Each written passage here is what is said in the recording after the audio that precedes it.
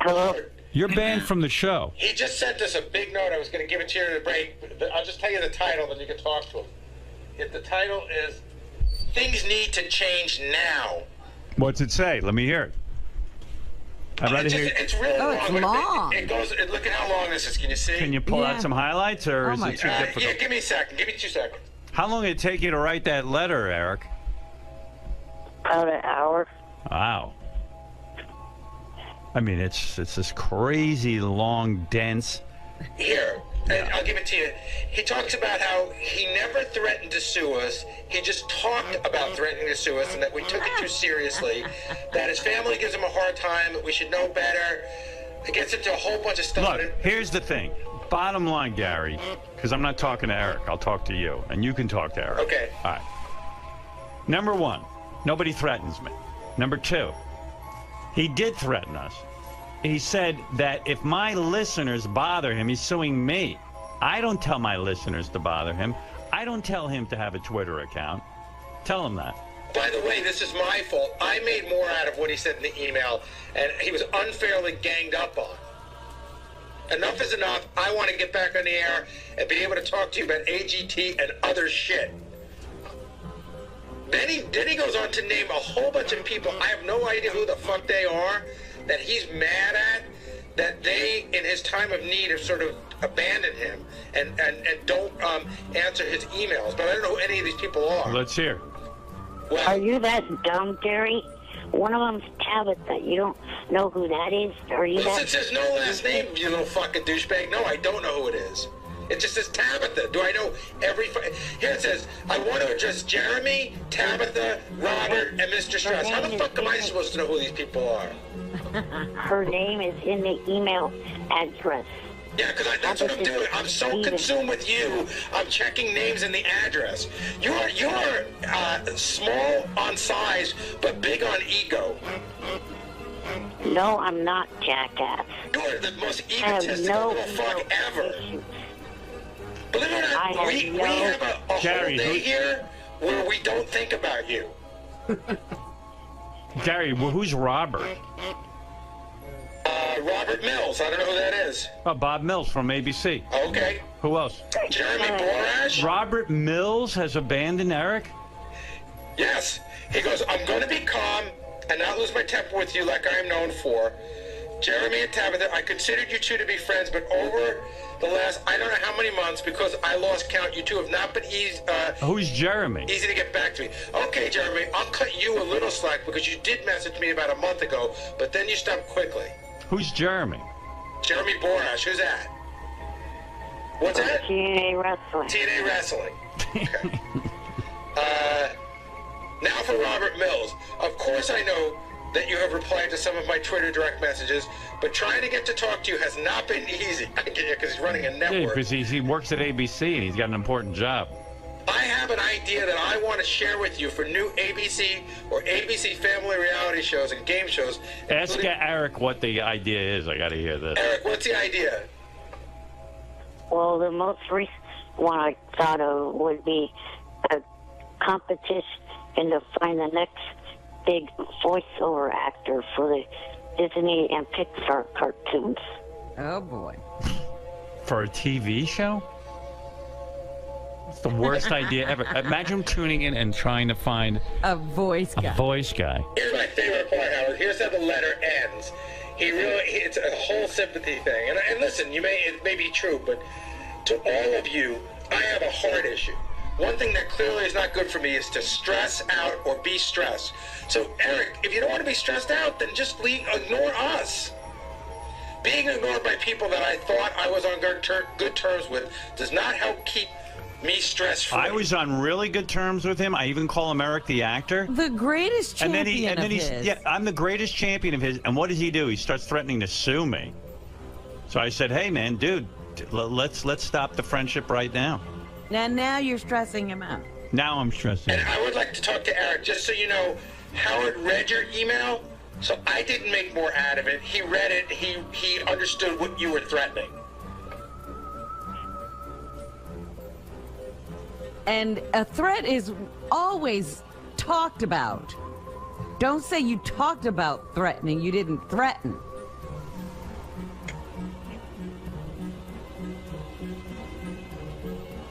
Well, Gary didn't even word that one right. What? 'Cause I did not say anything in that email that was sent tonight that said that my parents and my family give me a hard time. I didn't write that. Okay.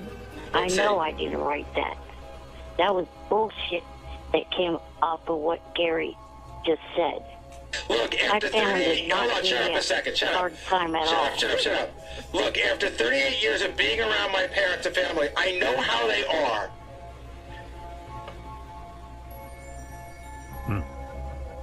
All right, look. Yes, I know. I gotta I go. didn't say that they give me a Stop hard picking out time. little sentences and just shut the fuck up. But you don't like Eric, Gary. He's He is ungrateful. He wants what he wants. The whole Go world to has to stop. Brooklyn Zoo. Go to the Bronx Zoo and visit your relatives, monkey ass. That is hysterical. That is fucking hysterical. And by the way, a joke that's never been told before. Very original and told with the timing of a top-notch comedian, douchebag. You have relatives at the Bronx Zoo? Apparently I do, according to this fucking genius. Go get in a worst pitch and contest with Hurley Ray Jepsen. What'd he say? The worst pitch since Carly Rae Jepsen. The worst what? He Pitch. said go into a pitching contest with Oh. Carly Rae Jepsen. Again, gee, because that joke hasn't been told. Eric, you gotta get something you gotta be original. Well, how's he gonna do Oh, that? come on, that was a week ago. How many people have said that joke between now and last Sunday? At Probably least no one. 1,000. At least I'll go to my Twitter. At least 1,000 people have told that joke, Eric. Did Eric get rid of his Twitter account? Ask Yes. him. He did? You know that for a fact? Well, JD just yelled it out to me, so I don't know. All right. Did you ask him why? Well, I think the stress is too much. Oh. Oh, wait a second. It's back up, they're telling me. It was down and now it's up. It's up, down, you never know. It's like the weather. Ask him if his Twitter account is up or down. Hey, Eric, your Twitter account up or down? Hello? I'm not. It's not up. So, wait, hold on. Does Eric, the actor, have a Twitter account that is now active? No. Okay, whether you're tweeting or not. So, the account that you had has been shut down, correct?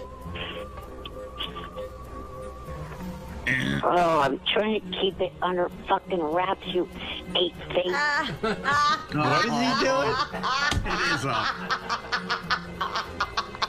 He's trying to keep it under wraps that he wants the audience to think it's down, but it's really up. Because I'm only trying to use it to do direct messages now. So it's like a And not secret. messing with the What happened to email? bullshit. It's a secret Twitter account? How can you have that? People are gonna figure that out. By the way, Howard, I don't. if you go to Eric's account, the only people he follows, for the most part, are all these porn chicks with huge tits. Like all big boob accounts. Well, come on, he's a guy. Oh. Can you blame him? See, I'm the only one who defends Eric, and then he's busy fucking threatening me. I've had it. I mean, I'm pissed. What is the How big about- deal? Why does he need to get back on this show? I don't know. Why is it stressing him out that he can't be on? Eric, why is it stressing Ow. you out? Let me say something, and then I'll answer that question. How I apologize for that bullshit. All right. But wait a second, you apologize. You do admit that you threatened him, and you apologize for that. Is that correct? I may have gone over the line in what I said. And you do admit that without this show, there really is no career for you, correct? Yes. So is that why you need to get back on? according to Johnny, no one wants to deal with me unless I have airtime on the show. You needed Johnny to tell you that? According to Johnny. Johnny told you that? You were under the delusion Yes. that you had some kind of appeal beyond this? Well, I was hoping maybe I would. Oh. All right, I'm going to go back. I'm going to go back and think about whether I should unban you or not. I'm going to think about it. How's that? Fred the retard, stop hitting that.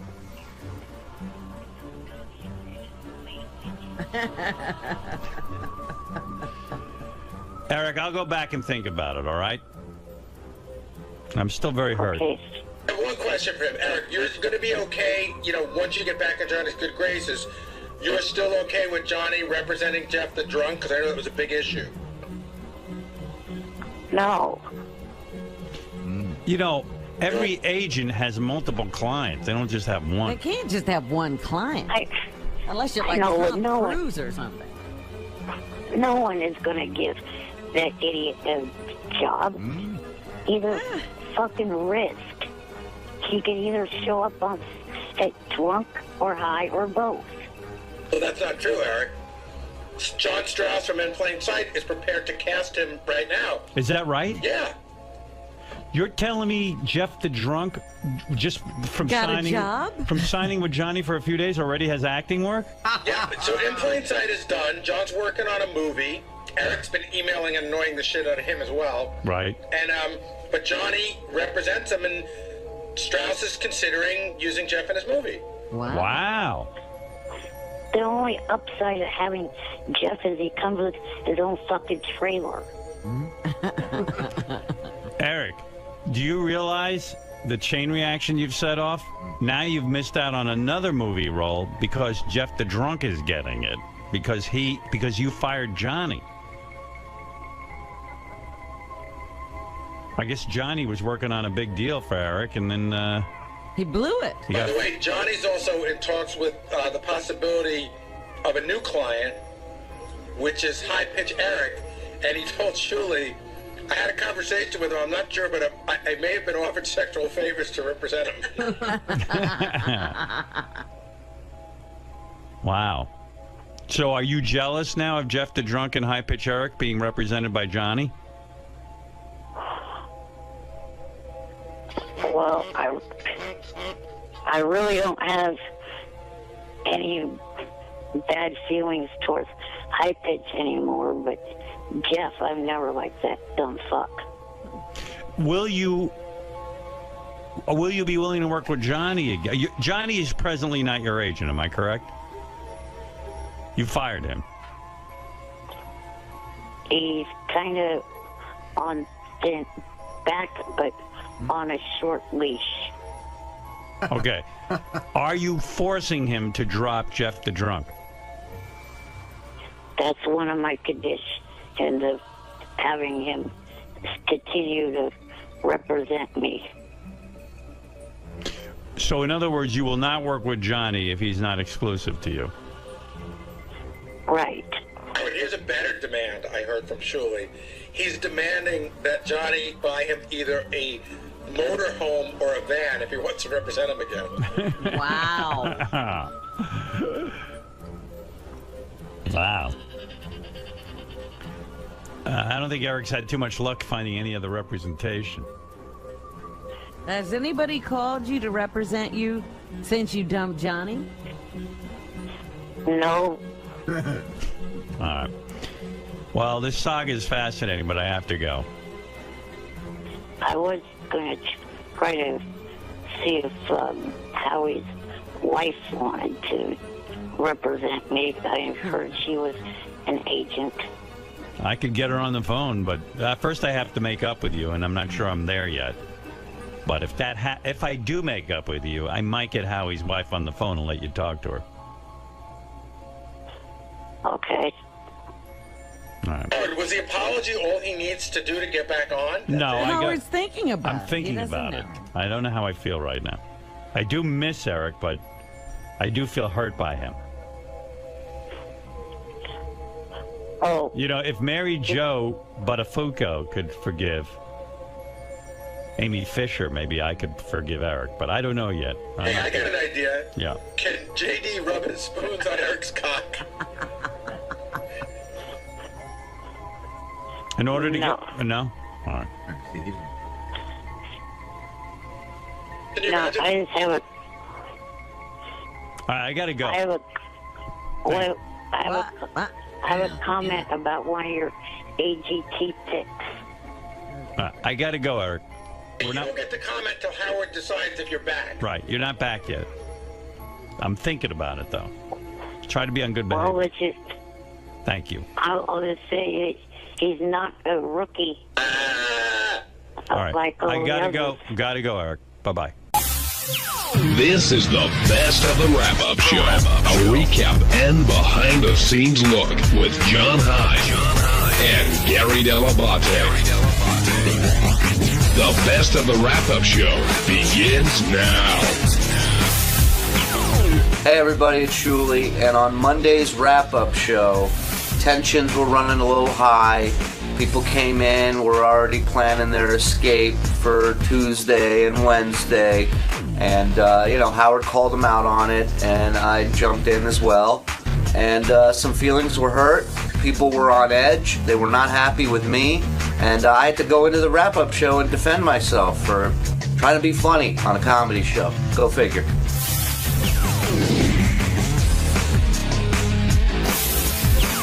Are you undependable? I do not think I am undependable. But Howard you- asking you that just cuts you to the core. Well, okay, do you think that Howard's being disingenuous when he says, hey, I just asked a question? Do you think there's a difference between asking, do you think you're going to be able to make it in tomorrow, and can I depend on you?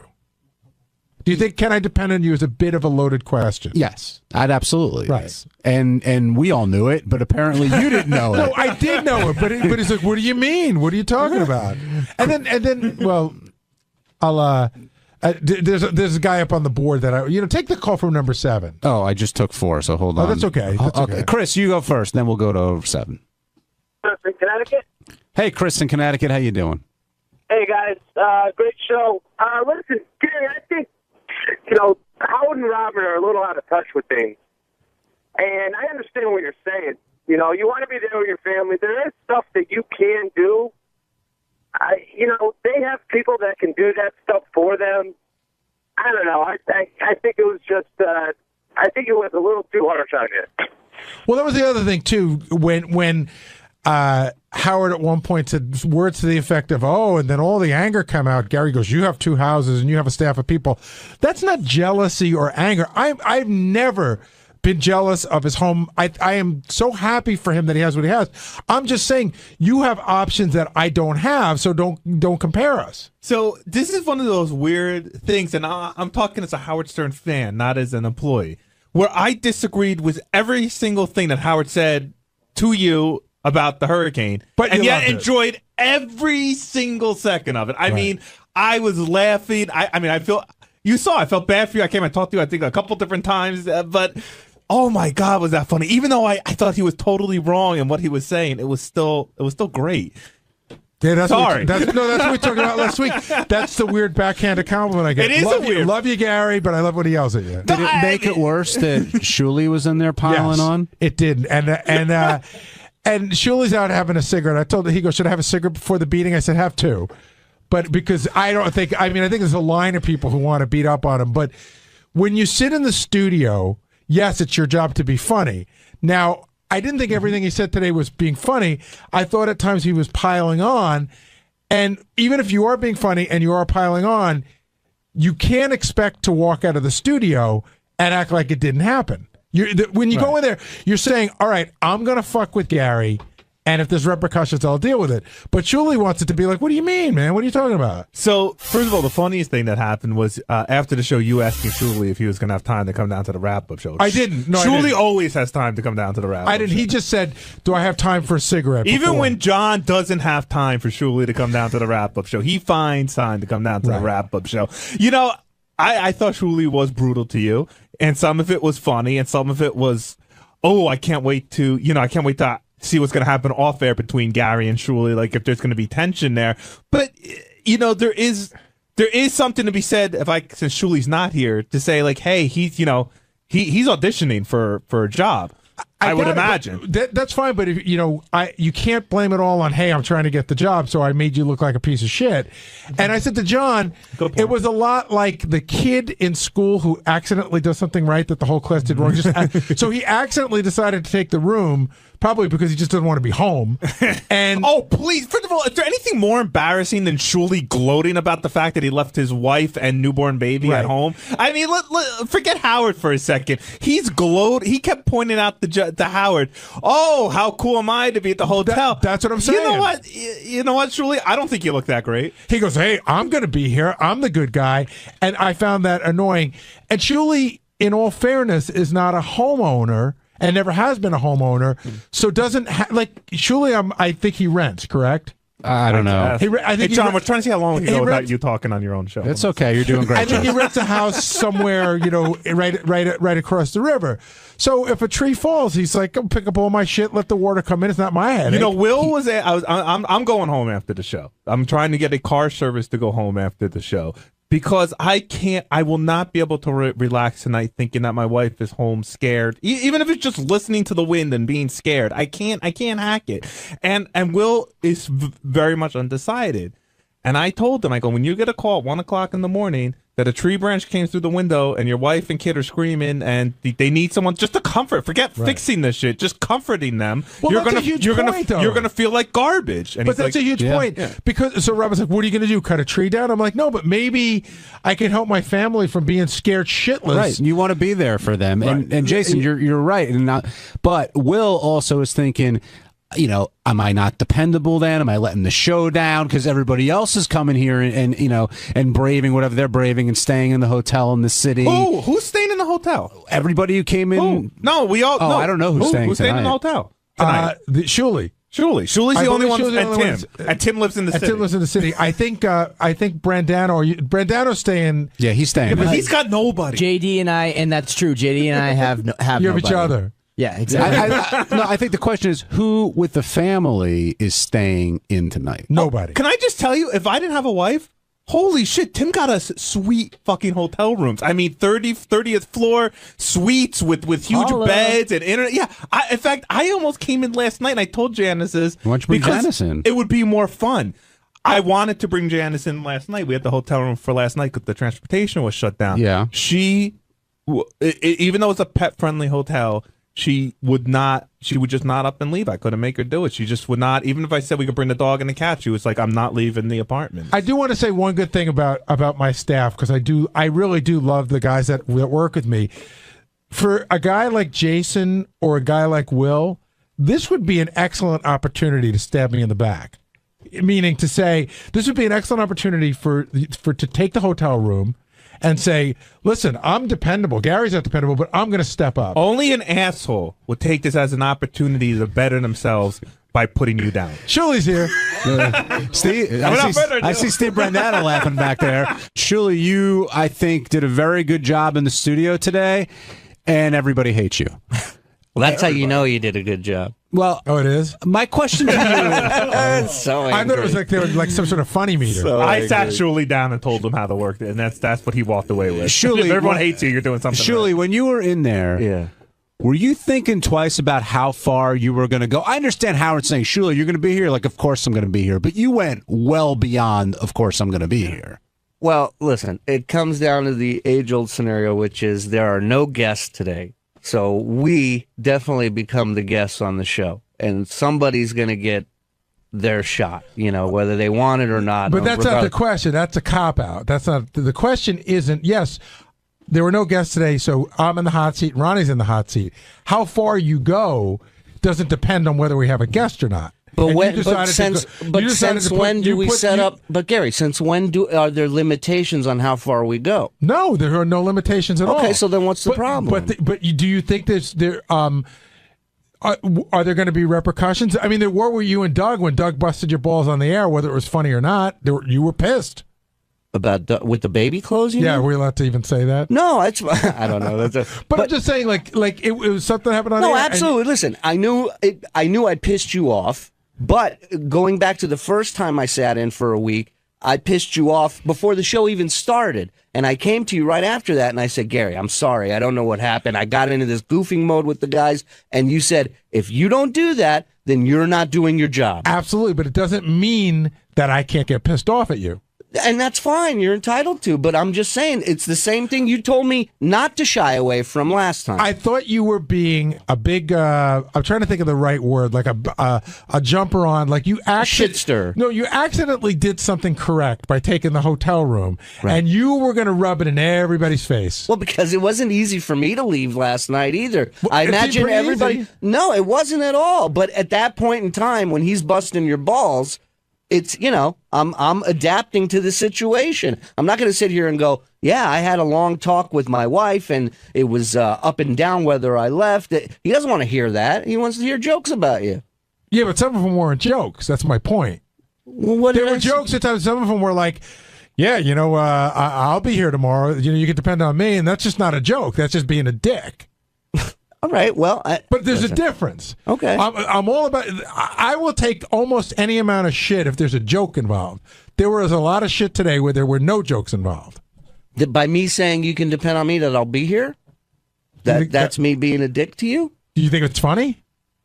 Well, I didn't think it was intentionally being an asshole to you. I think maybe you got pissed off at Howard, number one, and then as usual, everybody piles on, and I'm the new guy piling on, and it's easy to put the blame on me. I'm not blaming you. What you said is, listen, Gary can't be dependent on, but you can depend on me. I'll be here. No, that's what your boss said, can I depend on you to be here? And you said no. And then I just jumped in and goofed. And then a couple of times after that, you unsolicited volunteered, I'll be here tomorrow. I'm just busting balls, Gary. I mean, and I'm just saying. Okay, and if you want to be mad at me for it, I understand.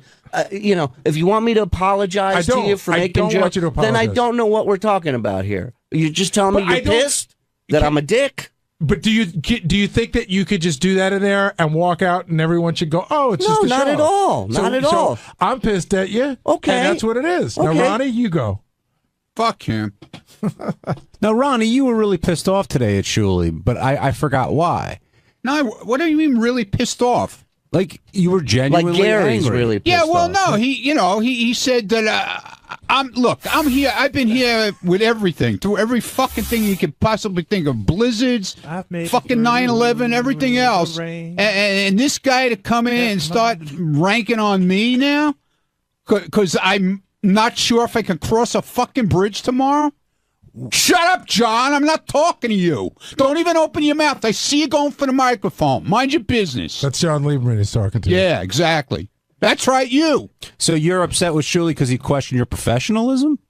Yeah, you know or what? dedication. Yeah, I got a house too that I got to worry about. I got, so do I. You don't have a house. I have a 2-year-old. I have an apartment. Excuse me. It doesn't matter whether it's a fucking apartment or a house. The odds of something getting flooded and shit falling and trees falling are just as much a reality for me as it is for you guys. That's your decision. And I made my decision. Okay, good. And if I want to comment on it, and if you weren't sitting in on the show this week, you wouldn't be fucking worried about it. You'd be home. That's your opinion. You would be home. You don't know that. Oh, I know it. Oh well. Then get off my case. No. All right, then don't tell me to get off your case. All right? Never. John Lieberman, what do you want to add to this? Well, Ronnie took the words out of my mouth. I mean, Ronnie brought up the fact that he believed that 𝗛𝘄𝗍𝗍 would not come in today or tomorrow if he weren't in studio. So, 𝗛𝘄𝗍𝗍, the question is, would you be here if you weren't in studio, if you were simply reporting the news? Here's what changed my mind. I was torn yesterday about whether or not to come in, because the reality of it is I would have been out. Why were you torn, by the way? Because I knew I wouldn't be able to get back home most likely until Wednesday, maybe even later. And I got a wife who's sick. I got a kid, 2-year-old, who's sick. Screw them. And they're getting ready to face, blackouts and who else? What else? So I said, listen, I'll fucking, I don't know what to do. I called Tim. I said, what do you think I should do? Don't stay with your sick wife and kid. And Tim said, listen. He's smart. Go to a hotel room. Yeah. I get it. I'm not JD, Jason. They're going to work here. But so I said to him, what do you think I should do? And he said, well, Howard said he's working. As soon as I heard that, decision was made. Done deal. I said, if Howard said he's working, I don't want to be on that list of people who don't show up. Well, hey, truly, first of all, I thought you were very funny today on the air. Thank you, Jay. But I didn't say he wasn't funny. I mean, I can understand why people are upset, but hey, listen, I understand. I think if anybody does. He was funny today. I just thought there were times when he wasn't being funny, and it just seemed vindictive. But how are you going to feel if you get a call tonight at the hotel, the 1 a.m, a tree branch fell through the window, the baby's crying, I can't stop, I'm scared, that there's so much noise going. Like, how are you going to feel? It'd be terrible. It'd be terrible, Jason. I don't know what I would do. I would try everything in my power to get back home and to help them any way I could. But see, that's why I can't. That's why I can't stay in the city tonight. And I understand, and I'm not knocking you for it at all. I'm not knocking any of you guys for going home. Yeah, you are. Well, you did. You knocked me on the show. But Gary, during the show, Shuli wouldn't have been here unless I called him yesterday and told him to come in, right, Shuli? That's not. Excuse me, Tim. Excuse me. Nobody was mentioning anything about fucking work tomorrow and whether or not people were coming in. So I called you and I said, I sent you an email. I said, are we getting rooms or is it every man for himself? I didn't tell him I'm not coming in. So don't come in and say that. Tim, what did I ask you when we got? Tim sent me an email You said, is Shuli coming in? No, because if he comes in, I'm in. What I said was, Tim sent the thing about the hotel. I heard immediately if right Shuli back, comes I in, go, the whole world has to be here. Are you covering meals? And Tim wrote yes. And I said, all right. Well, then I'm in. That was Oh, very my funny. God. Jason goes, I assume this means transportation and meals. Well, I'll tell you guys what. I was just outside. You would never know there's going to be a hurricane. Wow. So it's called the calm before the storm. But it's coming. Breaking Holland Tunnel is closing at 2. Oh, we got to go. Brooklyn Battery Tunnel closing at 2. Hoboken closing at 4. So it would be fair to say that Letterman would be 99% not doing a show today, correct? Well, we wouldn't have. First of all, his show can't go on without guests, so I don't know who he's having on. I think his show could go on without guests. Have they ever done one without guests? I think he's capable of it if need be. If nobody can get there, then yeah. I mean, if the bridges and tunnels are closed, then there's nothing anybody can do unless Sources they're already are in the saying city. all bridges and tunnels will be closed by 4 o'clock today. So what happens? Sources. So what happens? I set my alarm for the same time I do every morning, and I get up tomorrow morning at 4:15. And the first thing I do is I go on the internet if I can get internet at my fucking house. Right, your power's up. Good. But I have a generator.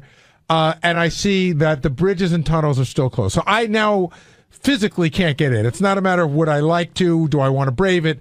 I'm not going to be able to get in. So what do you do? Well, what do you think will happen? Do you think that Nothing will happen. Here's what's going to happen. No. Nothing's going to happen. The radio show will go on if Howard's here.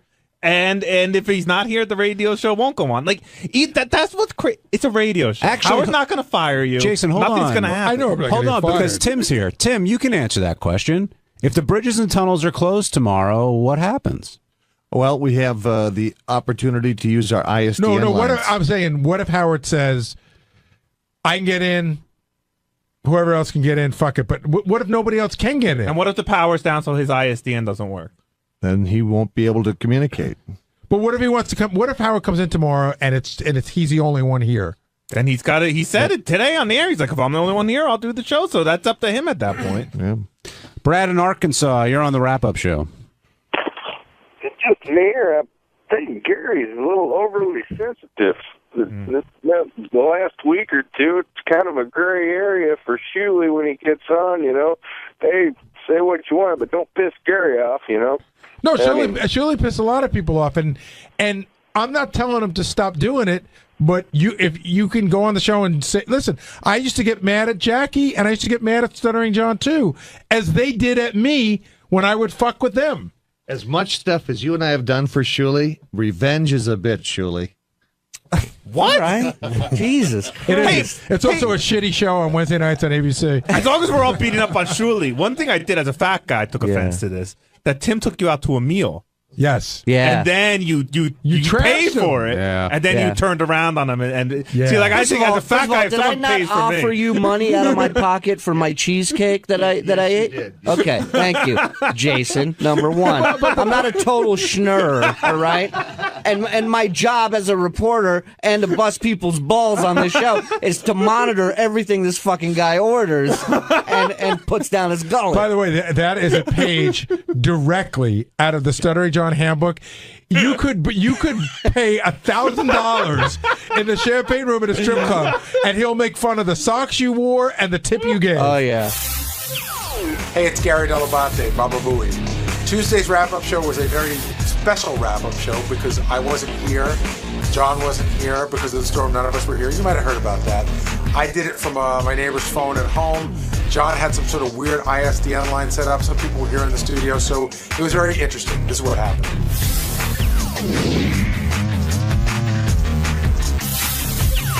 So, rough morning for you, Gary, and I'm not talking about the weather. Yeah, it's an interesting thing. I thought, I left everything in good hands. I did not go to sleep last night with the idea that I was not coming in this morning. I knew that it was a distinct possibility, but I thought I'd make every effort. So I was up at about 4:15. Tim and I spoke a couple of times, and I got a hold of Ronnie.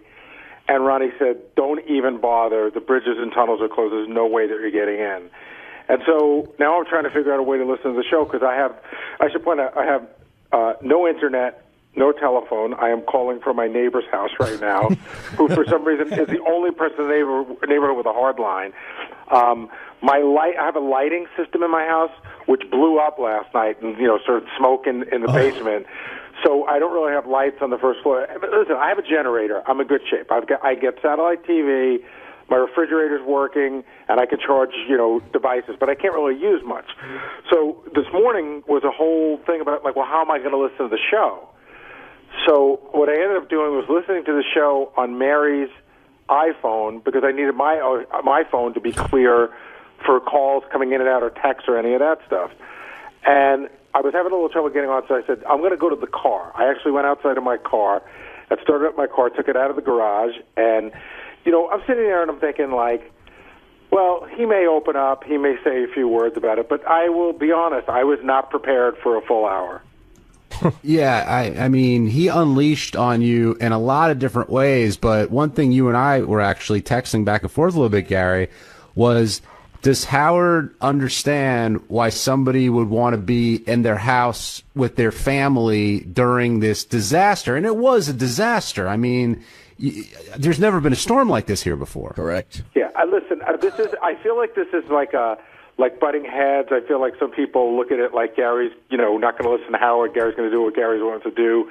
And it's not, it's not that at all. I wanted to be there this morning more than anything. But I also knew that last night was going to be scary, terrifying, and dangerous. And I had my wife and my son and the pets. I'll throw the pets in. And, and it was scary. And it was one of those things where, at one point Mary said to me, she turned around to me and she said, "Thank God you're here tonight, because if you weren't, I don't know what I would do." And, trees start snapping in the front yard, and that's scary. The lights start going off and on, off and on, off and on. And like I said, it blew out the lighting system. So then we smell smoke, and Mary's ready to call the fire department. I'm like, hold on. And so we weren't prepared to be without lights. So now I had to go look for my I didn't really replace any of my flashlights because I know the generator will kick in. And so there were scary moments last night. Now, did a tree hit my house? No. Did anything bad happen to my family? No. But it's easy to look back on it now. My family was scared. I was scared for them, and that was really what it was all about. Hey, Gary, can you see me, or can just John see me? Just John. Okay. Is the trampoline okay? Well, I can't see you now, Benji. You got to move the iPad over a little bit. Who cares, really? But yeah, Benji, sit down, write some stuff, and see if you can derail the conversation a little more. Yeah, Gary, your trampoline took a couple hits during here? the show today as well. I know the trampoline was fine. It's funny that I'm humored by. You know what I mean?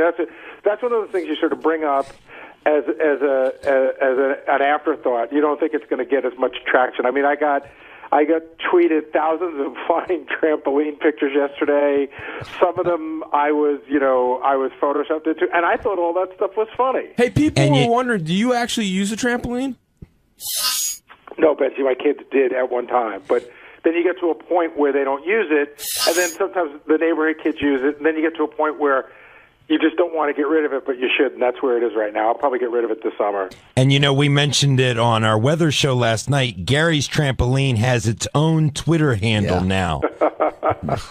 See, that's funny to me. That's funny. You're goofing on the stuff that I do and everything, but that's funny. But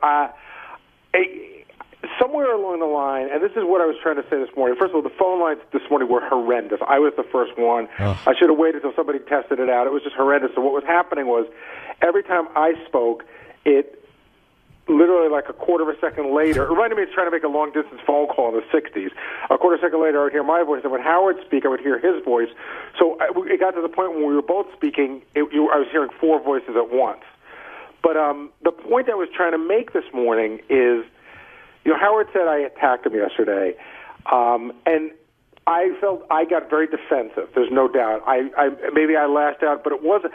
I didn't feel like I was attacking. I felt like I was defending myself, my work ethic, and my family, and it was a weird thing. And when I said to Howard, again, with 𝗛𝗲𝗿 in there and Robin in there, the truth gets bent to a place where it's almost unrecognizable. When I said to Howard, I was like, listen, Howard, I don't have people at my house. I don't have a second house. I'm not in the same situation as you. It became Gary is an angry, jealous asshole. Like, especially today, 𝗛𝗲𝗿's like, oh, Gary jumped on that really fast. And it was like, that just wasn't what it was. And John and I spoke to John briefly this morning. John, I've been at the Howard's house, a ton of times. And I've told John about some of the things that I've done out there, and I harbor not an ounce of jealousy. And I can tell you that, when Howard used to do this rap about Jackie, Howard was right. Jackie used to count every little thing that Howard had. That's not my thing. In fact, I look at, it's funny, like, I'm so happy in the place that I live now. And Mary and I remember the day we moved in, we looked at each other, we go, this is more than we ever imagined we'd ever have. And I don't get jealous when I go to other people's places because I'm so happy with what I have. So I wasn't saying, hey, you're the big bad boss. I wasn't saying, oh, you rich asshole, look what you have. I was saying, your situation is different than mine. I'm asking you, can you look at my situation? Hey, JD, what was it like in there this morning without Gary, Jason, Will, me, all the people who are usually there? It was a little nerve-wracking. First, I had to deal with the spots, like the live spot books, because they weren't. I didn't get any emails or anything about it, and then. And then finally we were able to look up and see what the live spots would be, and then I had to find Jim was able to print out the other copies of the spots, and and then just pitching stuff to Howard, and it was just nerve-wracking. Can I give a big shout out to JD? JD and I went over all the pages yesterday. And I went to, we haven't played this. We played this once. I know he liked this. He hasn't heard this yet. And I don't know what you did during the breaks, but I know what I heard on the air, and you did an amazing job of getting this stuff to him. So thank you. Hey, Gary, it's John. Yes. Did I get it right? Well, which part? The forecast. Oh, of course. Yes. Right, yes, you're good. You're excellent. You did a good job. Thank you. Was Steve? He did, though. He did. I mean, yes, you got it right. Was Steve Brandano getting comfortable in Gary's chair? I heard him chime in a couple times over the.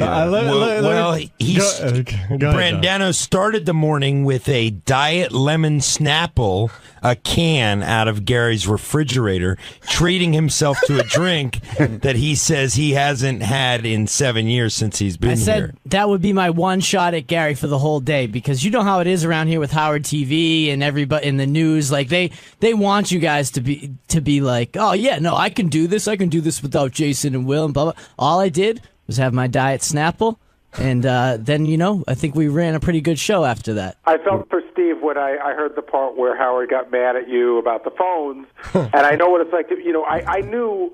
Tim and I spoke at 4 o'clock this morning. There's not to get into it, but 3 of the 5 units that you need were down. We were trying to reroute calls this way, and you really have no say or pull over anything, Steve, except to relay information to Howard. You don't really know what to do. And I know that you were doing your best to put calls up, but at one point he was like, all right, this is enough. This is enough.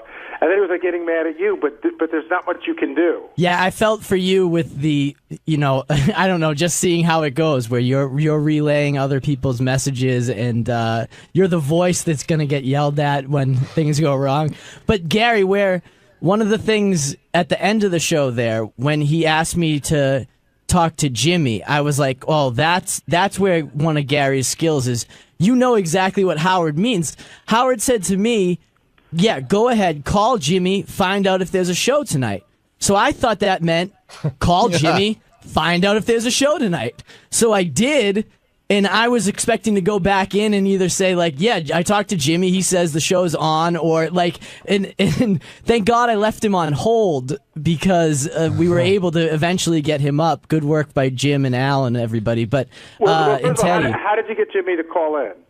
I know where that information is here. Yeah, but I called him right away. Yes, and I told Howard that.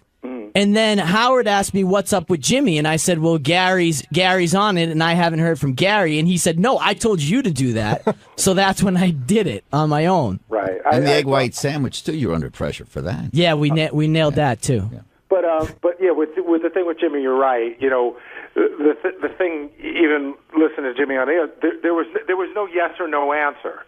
So leaving him on hold was the right thing to do, and going in, doing it the right way. But I would have gone and said, hey, Howard, I got Jimmy on the line, and he might have gone, well, what does he do? What is it, yes or no? And I would have gone, well, it's not that simple. And he would go, okay, I'll pick him up. But listen, you guys handled it very well today.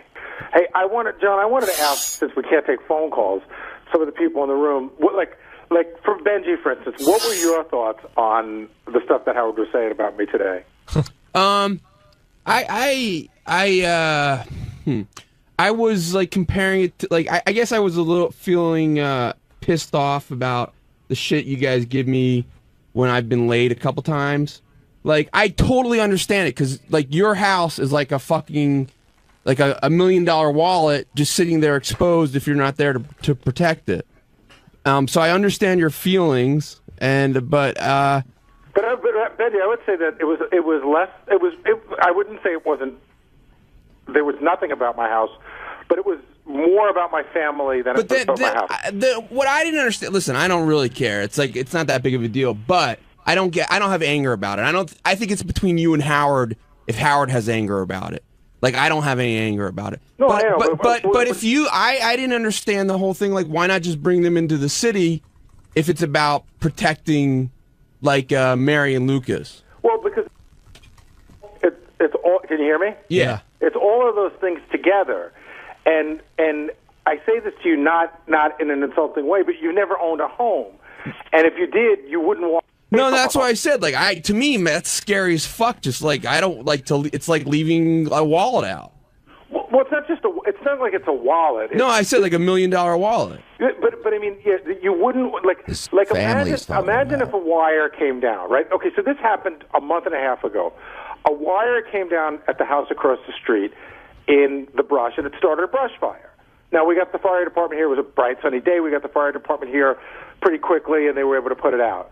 So if that happened last night, and I probably couldn't get the fire department here, myself and a bunch of neighbors would be out with hoses trying to put it out. You know what I mean? Well, Gary, 2 kids were killed last night. A tree fell into a house and killed 2 children. The point I'm making is, Benji, is it's easy to say. Even that guy who was in the email today said, hey, I've been in a lot of hurricanes in Florida. I don't have insurance, and so I had to stay with my house, which I don't understand that part either. Because just because I have insurance doesn't mean that you should walk away from it, because, like I said, something small like that could happen that you could take care of, and I should not be here, so the whole house should burn down? That's originally why I said it. To me, it'd be like leaving a $1 million wallet exposed. Gary, do you regret not going in today? Do you regret anything really over the past 2 days? Okay, I don't regret not coming in today, and I will tell you that, when last night, when all the stuff was happening in the house, between 6 and 7, Mary at one point looked at me. She goes, "I am so glad that you were here. I'm so glad that you didn't stay in." And this morning, she got up at about 7 o'clock, 7:30, and she could tell that I was visibly upset. She could tell that I was just upset. She said, "What happened?" I said, it's yesterday, like times 100, and today I don't believe is kidding. I should point that out. Like, a lot of people hit me yesterday and said, hey, I thought Howard was kidding. You know, it was just a bit for the show. But I think today there was no mistake. There was no joke involved. And I told Mary, I said, you know, I'm just getting hammered today. It's, you know, I'm a disloyal scumbag. And she looked at me, and these big tears welled up in her eyes, and she said, you know what? Nobody can tell you any differently. You did the right thing. So, I mean, I didn't need her to tell me that, but it was great to hear. On Wednesday's wrap-up show, it was all about the hurricane, how everyone was responding to Howard and Robin wondering where the dependable people were. Ross Apin thought Jason would take advantage of the opportunity. Richard was upset. A lot of people were upset. Tempers and tension running high, which makes for a good wrap-up.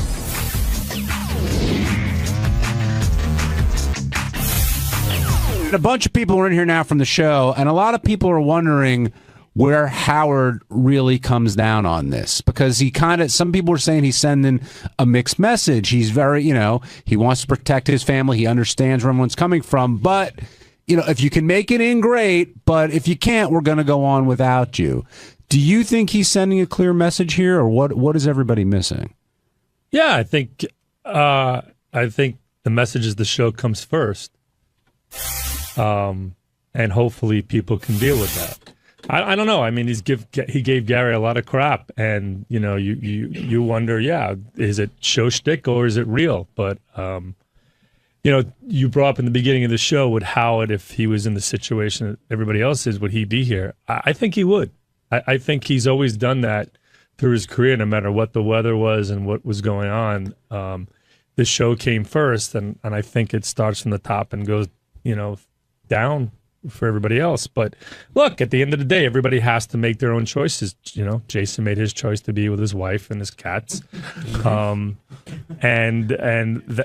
Everybody should feel comfortable. Hopefully everybody's secure in their position, that if push comes to shove, that doesn't become a reason why there has to be a change. And I don't know. I have not spoken to Howard. I'm just giving you my I'm asking you because that question. You're tight with him. But the uncomfortability, I think, comes from people here not wanting to let Howard down. I mean, that's really what it is. And ultimately, everybody here, I think, does whatever they can to get in. But if you physically can't get in here, or you make a decision, I should say, to leave and then possibly not come back, I think folks feel that's going to be held against you down the road some way. Look, that's with anything, with disappointment. I mean, in a relationship, in a business and personal. Look, when you let somebody down, you always wonder, like, in the back of your mind, is it going to come back to haunt you in some way? Gary even said he feels like Howard thinks of him as less dependable based on what happened this week. Wow, you do? I missed that. Yeah, you don't get that? You're not. He hearing sincerely that? does. Do you think any of this is a bit? Yes. Oh, I don't. I think. What part of it's a bit? The dragging it on over and over and over and over again. I think he really has. I think there's a kernel of or more than a kernel of real feelings there. But if Howard looks at the guys who showed up, the quote unquote dependable guys. Okay, you got two guys who have no families. There are no families here, right? Steve and JD, who got hotel rooms. You had Jim McClure, who lives in the same area-ish as Howard. You have Howard, who didn't need to leave anywhere. He lives in town. I mean, everybody that was here were people that lived in Midtown Manhattan and that could physically get to work, and two guys that don't have a wife or kids or anything back home that stayed at the hotel. And 𝗛cie. Because you got to put 𝗛cie in a different category. And 𝗛cie has a kid. Well, and 𝗛cie... And lives outside the New York City, Manhattan. Yeah. And 𝗛cie is in a desperate situation. I mean, he's desperate for a job. He told me flat out that he left his house on Sunday with tears rolling down his eyes that he was leaving his wife and kid behind. He manned up and was able to do that, leaving a sick kid and his wife behind in Queens. You and I and Will made a different decision. Yeah, I want to put one more thing in perspective, because I really don't want to dwell on the subject, but I want to put something in perspective. The storm, by the time we got up Tuesday morning, the storm had sort of passed. But the feeling was when I left my house on Sunday night with a bag packed, because I had not made the decision whether I was staying in or not, was that if you stayed in on Monday after 1 o'clock, the odds of you getting home before Wednesday were slim and none. That's right. That's why everyone's in what- such a rush to get out of here Monday after the show. It wasn't just like a couple of hours to go home and you could come back. It was you were going to leave your family and your home for a good 48 hours. Gary, if you could go back, would you change? Did you make a mistake, or No. do you stand by your decision? I stand by my decision.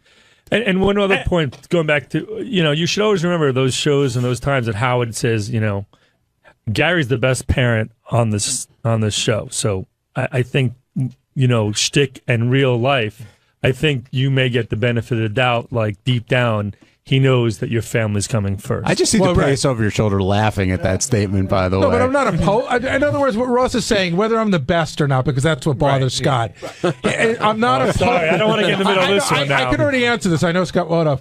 What Ross is saying is to say I care about my family. I'm not a poser. I didn't just pull that out for the storm. Right. Jason, on the other hand, and honestly, I think this was your chance to step up, but no one else around. I know. I kept joking with Steve, calling him Al Haig back there, but this was your chance to be Gary. First of all, to get there when nobody was around, and it was your chance to really step up. Well, Ross, and show. I'll tell you. I see every day as an opportunity to step up, and I've showed Howard what I can do, and he's promoted me and given me accolades every day on the air.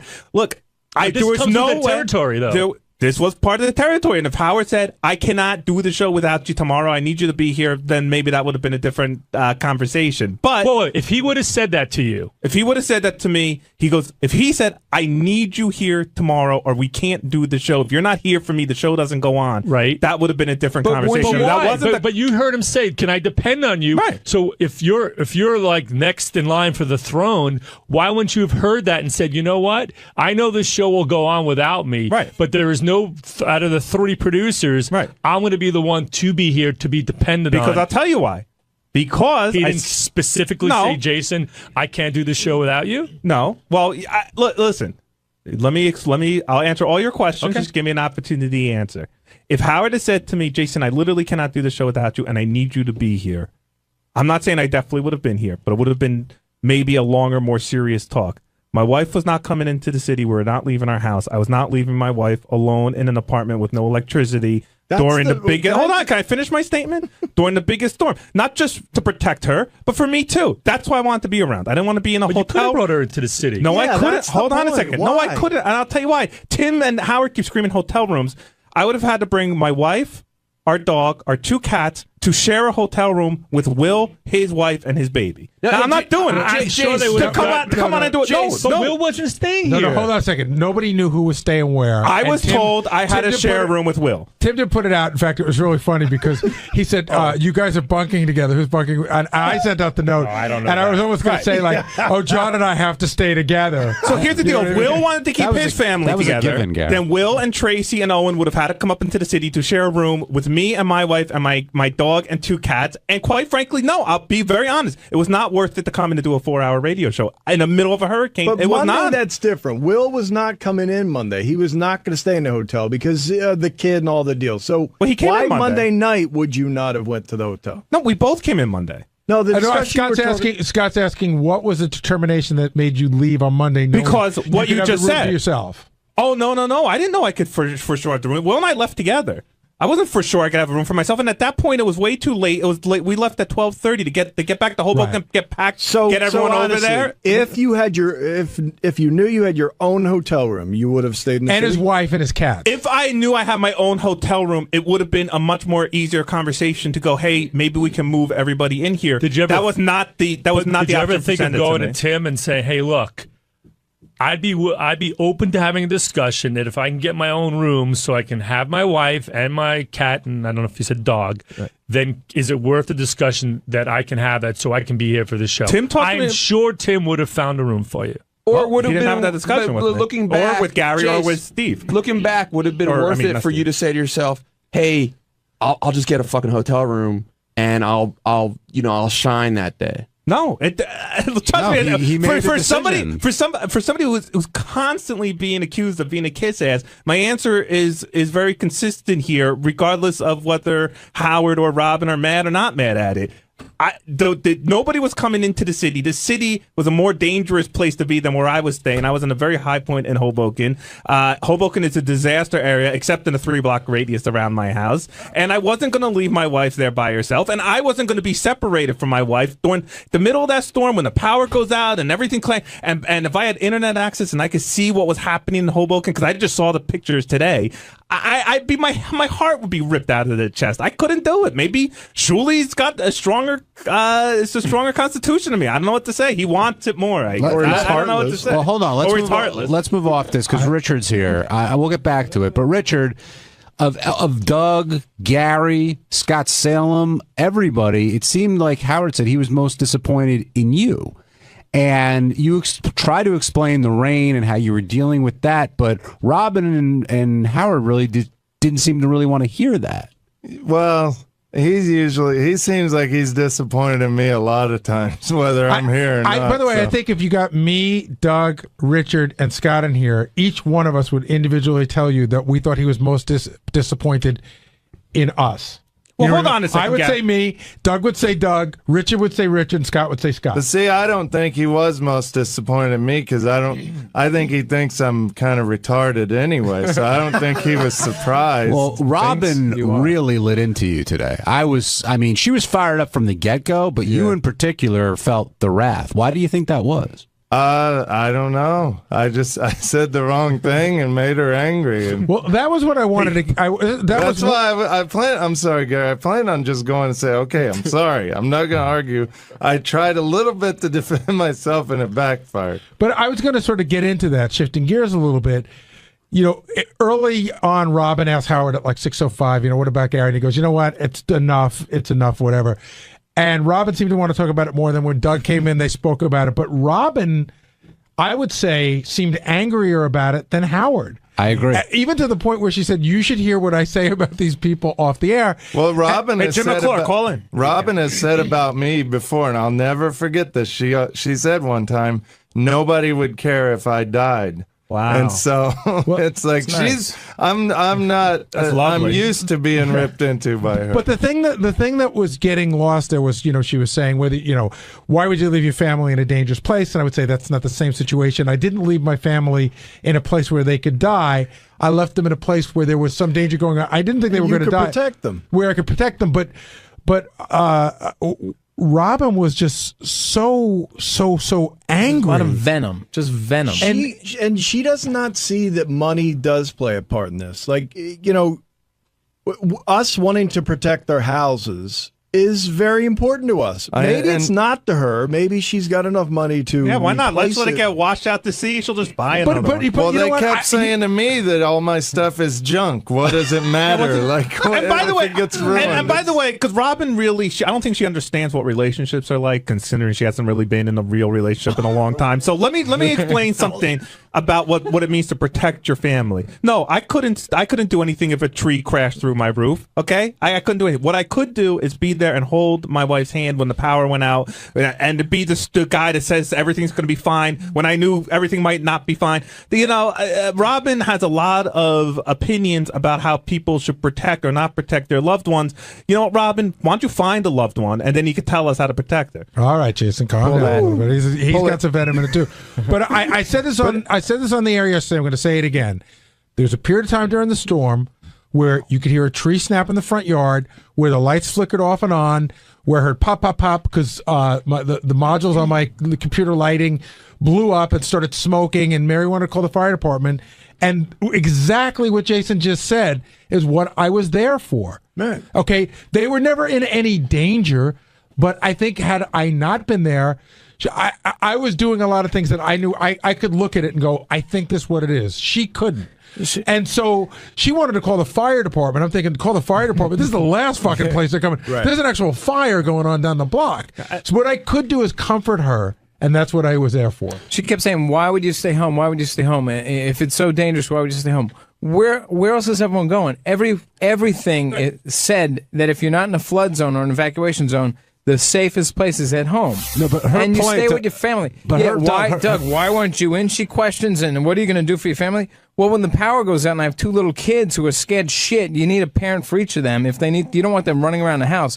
But again, like Jason said, she wouldn't know this. Her point was that you had on Monday, you had time to bring your kids in to do what like. Why would you bring Why would you bring your kids to the city? I'm just to stating a her place that is basically I'm quarter stating her flooded. point. I'm not it's saying a I moronic agree with it. statement Hold and on. offensive Why and did dumb. John get off here? No one ever said about Yeah, John. why did John wasn't here? What's my Yeah, why were you home yesterday? Because I wanted to be with my family. Oh, what are you going to do to be with your family? And I made that decision. But John, do Your you kids are older. Hold on. Yeah, your kids are in college. What everybody's getting at is, do you think that that it was? Yes, I think that, Robin's holding No, along. do you think that Robin didn't understand? Like the?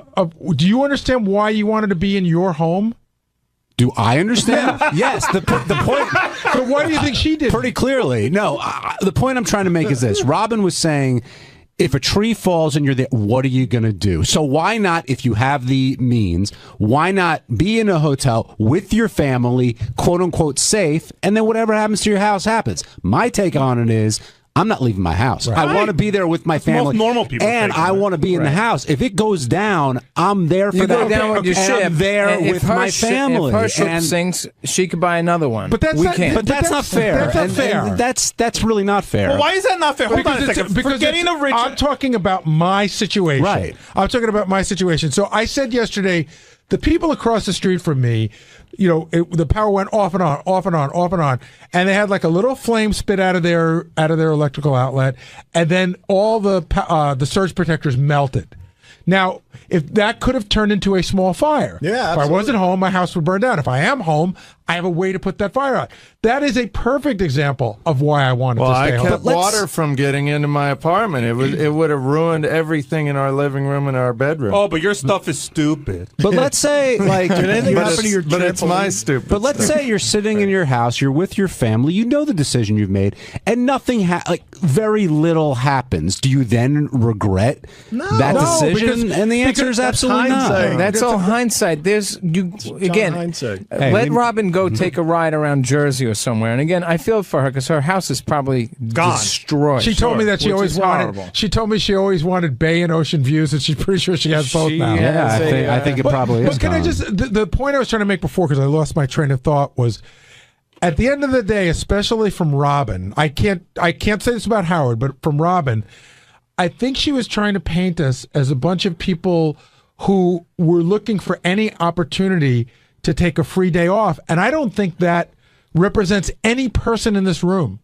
Absolutely not. And I worked at home too. And- Howard was saying, Yeah, I "What worked did you at home, do?" too. I did work at home that made it onto the air Monday and I got up Tuesday. at 4 a.m. yesterday. I logged the show until my app and phone ran out of power, and that log is now in our database. But we've worked. I've worked with people who are like, I work with people who have used everything from religious holidays you've never heard of, like All Saints Day, Like Scott Salem. Well, but even other than that, Yom but Kippur. I've worked with people in other Yom jobs who Kippur. have used lots of crazy excuses to get days off. It's Tisha We don't B'Av. get that here. No. Right? We don't get that here. Well, how about I And sent you- John, you worked on, I mean, you're not super religious, but you worked on a pretty holy holiday Well, me that you too. would have taken Well, off, right? Today, All of ours Tuesdays. today is a religious holiday for me, Right. Halloween, and I'm here. we were hitting Robin a little bit there, but Jason was. Well, I think but is that anger misplaced? Like, Doug, you went in there today. You weren't pissed at Robin. You were pissed at Howard. I was annoyed at the whole situation. I just felt I was attacked because I passed on and followed directions given directly to me by the company. And the plan was to not send anyone in. No one could go in was the mandate. I fought it, and they were comfortable with 3 guys, or it was more if there were more in New York, who can come in. So I got the show up and running. And we didn't cut a daily show. We have no power. We have our servers down. So I couldn't do anything differently than if I was here or at home. I listened to the show. I took notes. I know what we're doing. Nick was at home logging the show. So everything sort of happened remotely, and I made it happen. But no, I get the shit kicked out of me because it's more fun. I get it. I don't know if it was a bit. I sort of felt like Gary, like it became genuine feelings. And it was like fury. I'm glad I didn't call in yesterday. Thank God, because I was on fire yesterday. But by the end of the segment I would've sounded today, like Jason. you were apologizing. You were Because it's like, I think he had a little bit of a flip where he was sort of apologizing back to everyone, saying, I think he sort of flip-flopped a little. Yeah, well, good.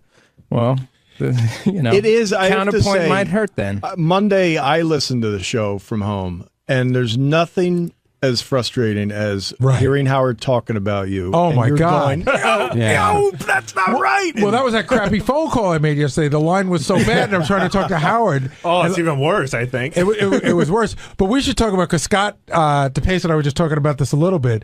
So yesterday, after the storm is sort of over, I realized at about 11 o'clock, holy shit, I got to get out of this neighborhood for tomorrow, because no way, if I don't make it on Wednesday, I am fucked. Yeah. Right? So if you go in front of my house and you're going to make a right, there are 3 large trees down like 30 yards apart. There's no way I'm getting out that way.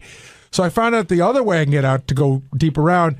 The only thing blocking me is this low-hanging wire, right? Now, a couple of people have touched it. A couple of people, they said it's not live, but still. And I can't go unless I get my car under this wire. So at one point, I got Lucas, got a big branch with like a Y on it. You know what I mean? And like Lucas held it up while I went under. And Mary goes, "You're like the worst father ever." Yeah, She's like, how do you know they don't turn the wire? Yeah, we're using that next time you see your break. So that branch was wet, it explodes. I think that hurts your best parent on the show Well, status here. I was with a couple of my neighbors, and we sort of knew that they were helping as well. Now, on too. the flip side, Gary, what if you did that and it turns out, God forbid, you got injured or the car exploded and you died? And then how does Howard feel? Because he put that pressure on you. Well, he put the pressure on you to get you in. You know in your heart. Be honest. That you didn't want to come in. Would Howard do that? Would Howard go under that wire? No. No way. Would Howard? I went under a tree that literally there were branches gonna hit my window and stuff, and if one of those branches caught wrong and the tree ended up falling on my car, I was dead. Mary and I were fighting all last night. We went out to dinner, and I had to go under tons of trees that were like that. And at one point, she's like, "Don't go into the tree." It means that everyone's going. It's the only way you can get through. I said, "The tree's not going to just fall like it is. You're going to hear it crack, and we can put, I can gas it and get out of it." Yeah, we had the same. I was like, "How am I going to get here if I don't go under the tree?" Well, You know hold what I on. mean? Well, I had to spend $70 on a cab getting in today. That's like a tree falling on me. That was expensive. Hey, Mike, you also incurred some wrath early this morning because of something that you tweeted, and Howard made a point to remind you why you're here, you have a job, etc. Did you get his message loud Let me and clear? remind him why I'm here. I'm a producer and an editor for SiriusXM Radio. When it comes to raises, when it comes to anything to do, that he should be involved in, we work for Sirius. We don't work for Howard. Mike, I'm gonna help you here. Seriously, I think you're a good guy. I think Doug doesn't work for Howard and works for Howard. Do you follow? Like Doug I works work for Howard. We do. You work for In-Demand, but at the I end work of the for day, the licensee of Howard's We products. do, but Will was complaining last week, Howard doesn't know me. He doesn't know a lot about everyone here. I have a kid in one of my 2 apartments that I care for 3 nights a week. My concern was getting from this job, at 5 o'clock on Monday when the storm is beginning, to the Bronx, back to Washington Heights to my house. I got to worry about other things than just this job. And granted, nobody on the air knows, Mike may have a kid at home.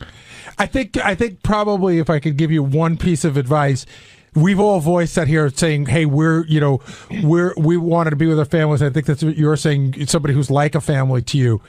I think that when you keep it in-house, and you could talk to Howard, that's fine. When you start tweeting it, it looks like... So I'm going to get rid of my Twitter then. I'll get rid of my Twitter. Well, you don't have to get rid of your Twitter. I'm just saying that you should... It's a judgment. It's a judgment call. Gary, let him get rid of his Twitter. Let him. If he's going to get rid of it. Mike, and you know this, I like you, and I've talked to you many times about how I feel you on Twitter is going to get yourself in serious trouble that's to get you fired from here. Opinion. That's fine. Well, that is my opinion, and I've shared it with you. And I think if Gary is encouraging you to get rid of the Twitter account, I think it's fair to say if we keep it, I'm saying it's fair if we keep it in our universe, meaning Howard will yell at me, but if Howard were to go on Kimmel last night and say my producer's the biggest fucking asshole in the world, that's sort of out of our universe. It's not really fair. But let me ask you one question, Gary. As the executive producer of this show, could these shows that were done Monday and Tuesday not have been done on a Thursday and Friday of any week.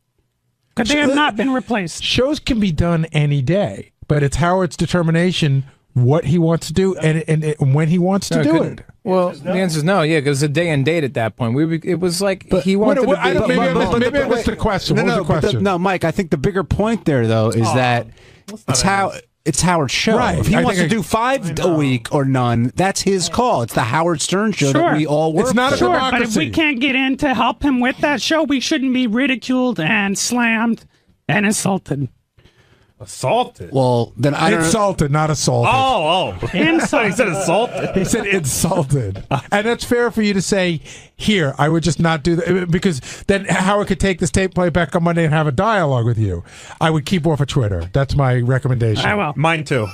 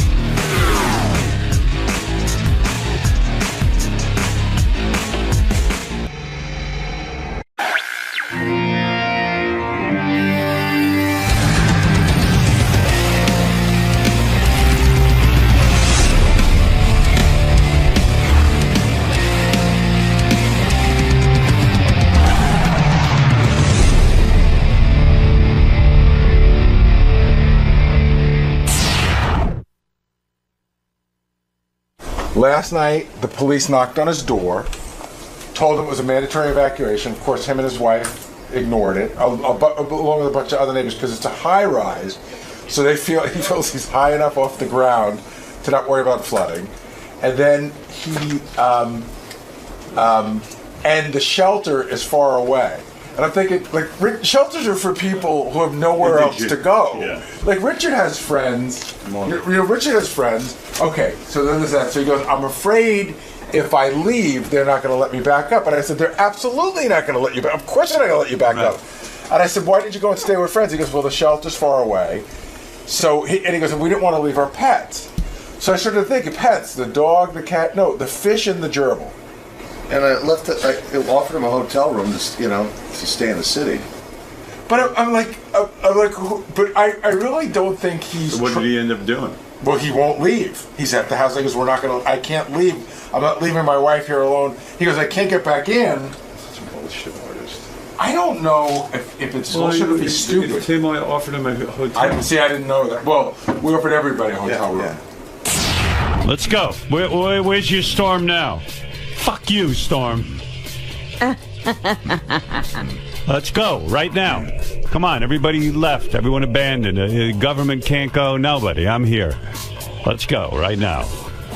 You're the only one who can make it into work. I'm the only one. We're off every day except during a storm. Some guy on Twitter, I go, we're definitely doing our show tomorrow. We don't care what the weather is. This guy goes, you're an asshole. You're always out, and now you're here for the storm. I go, well, gee, I'm glad I made the effort. Well, as you know, all broadcasting has been shut down. We are the only ones left. Today is a live broadcast, and we have over 100 million listeners because everyone wants to be a part of this.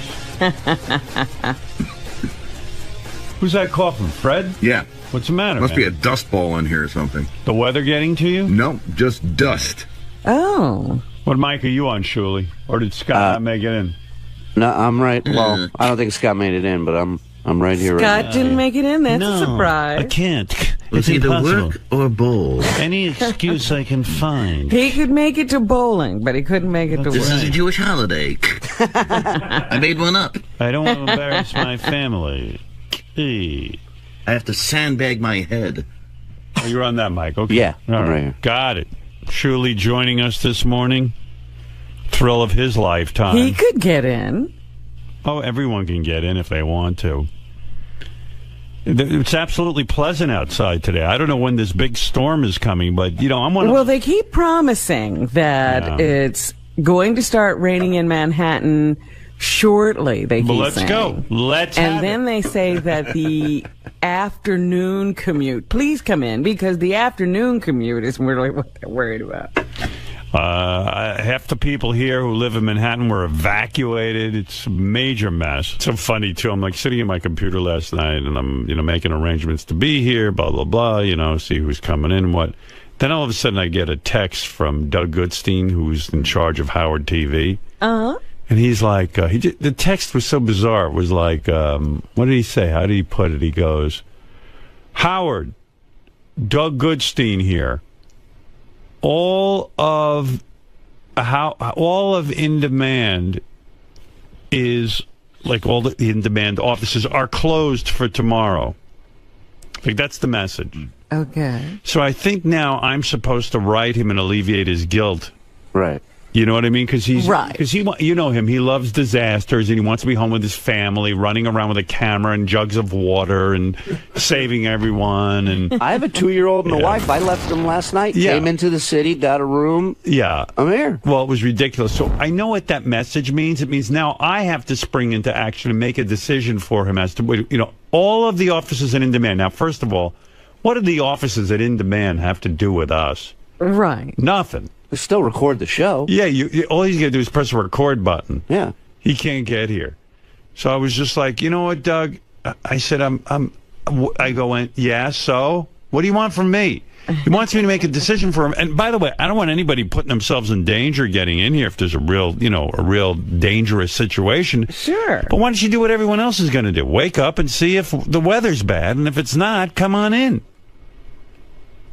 They called it early yesterday. They were not coming in. Oh, yeah. Oh, yeah. This was before anything happened. Yeah. Oh, The buses and trains were still running. Right. And Tim called me and said, we're doing the show, right? I go, of course we are. I said, we'll do the show as long as we can all get in. There's no big deal. And Tim said, yeah, I'll even get some hotel rooms from people. So, there was no reason Doug couldn't get a hotel room. No, I came in last night. I don't understand this. Tim lives in the city and still got a hotel room. He stayed in the hotel. I think he didn't want to walk as far as he normally has. Tim stayed in a hotel? Tim stayed in the same hotel. First of all, I get to the hotel, and I see him in the front of the line at the front desk. He is so loud. He is so obnoxious. Oh, my God. This woman, what? We go to check in. This woman runs up to the front desk because she got locked out of her room. And she runs up, she says, sir, can you please... And Tim starts yelling full blood, hey, lady, I was here first. I was here first. No, he's smiling at her. You're going to have a fucking heart attack. I know. But I booked the rooms, and I had to use the room, so I used the room. Why did you use? Oh, so it wouldn't go to waste. It wouldn't go to waste. Right. And what, you offered it to Doug Goodstein, right? No, not to Howard TV. Howard TV has their own company. Right. But what is his point? So In Demand is closed. Who cares? What is it? So he's not here today? We're in media.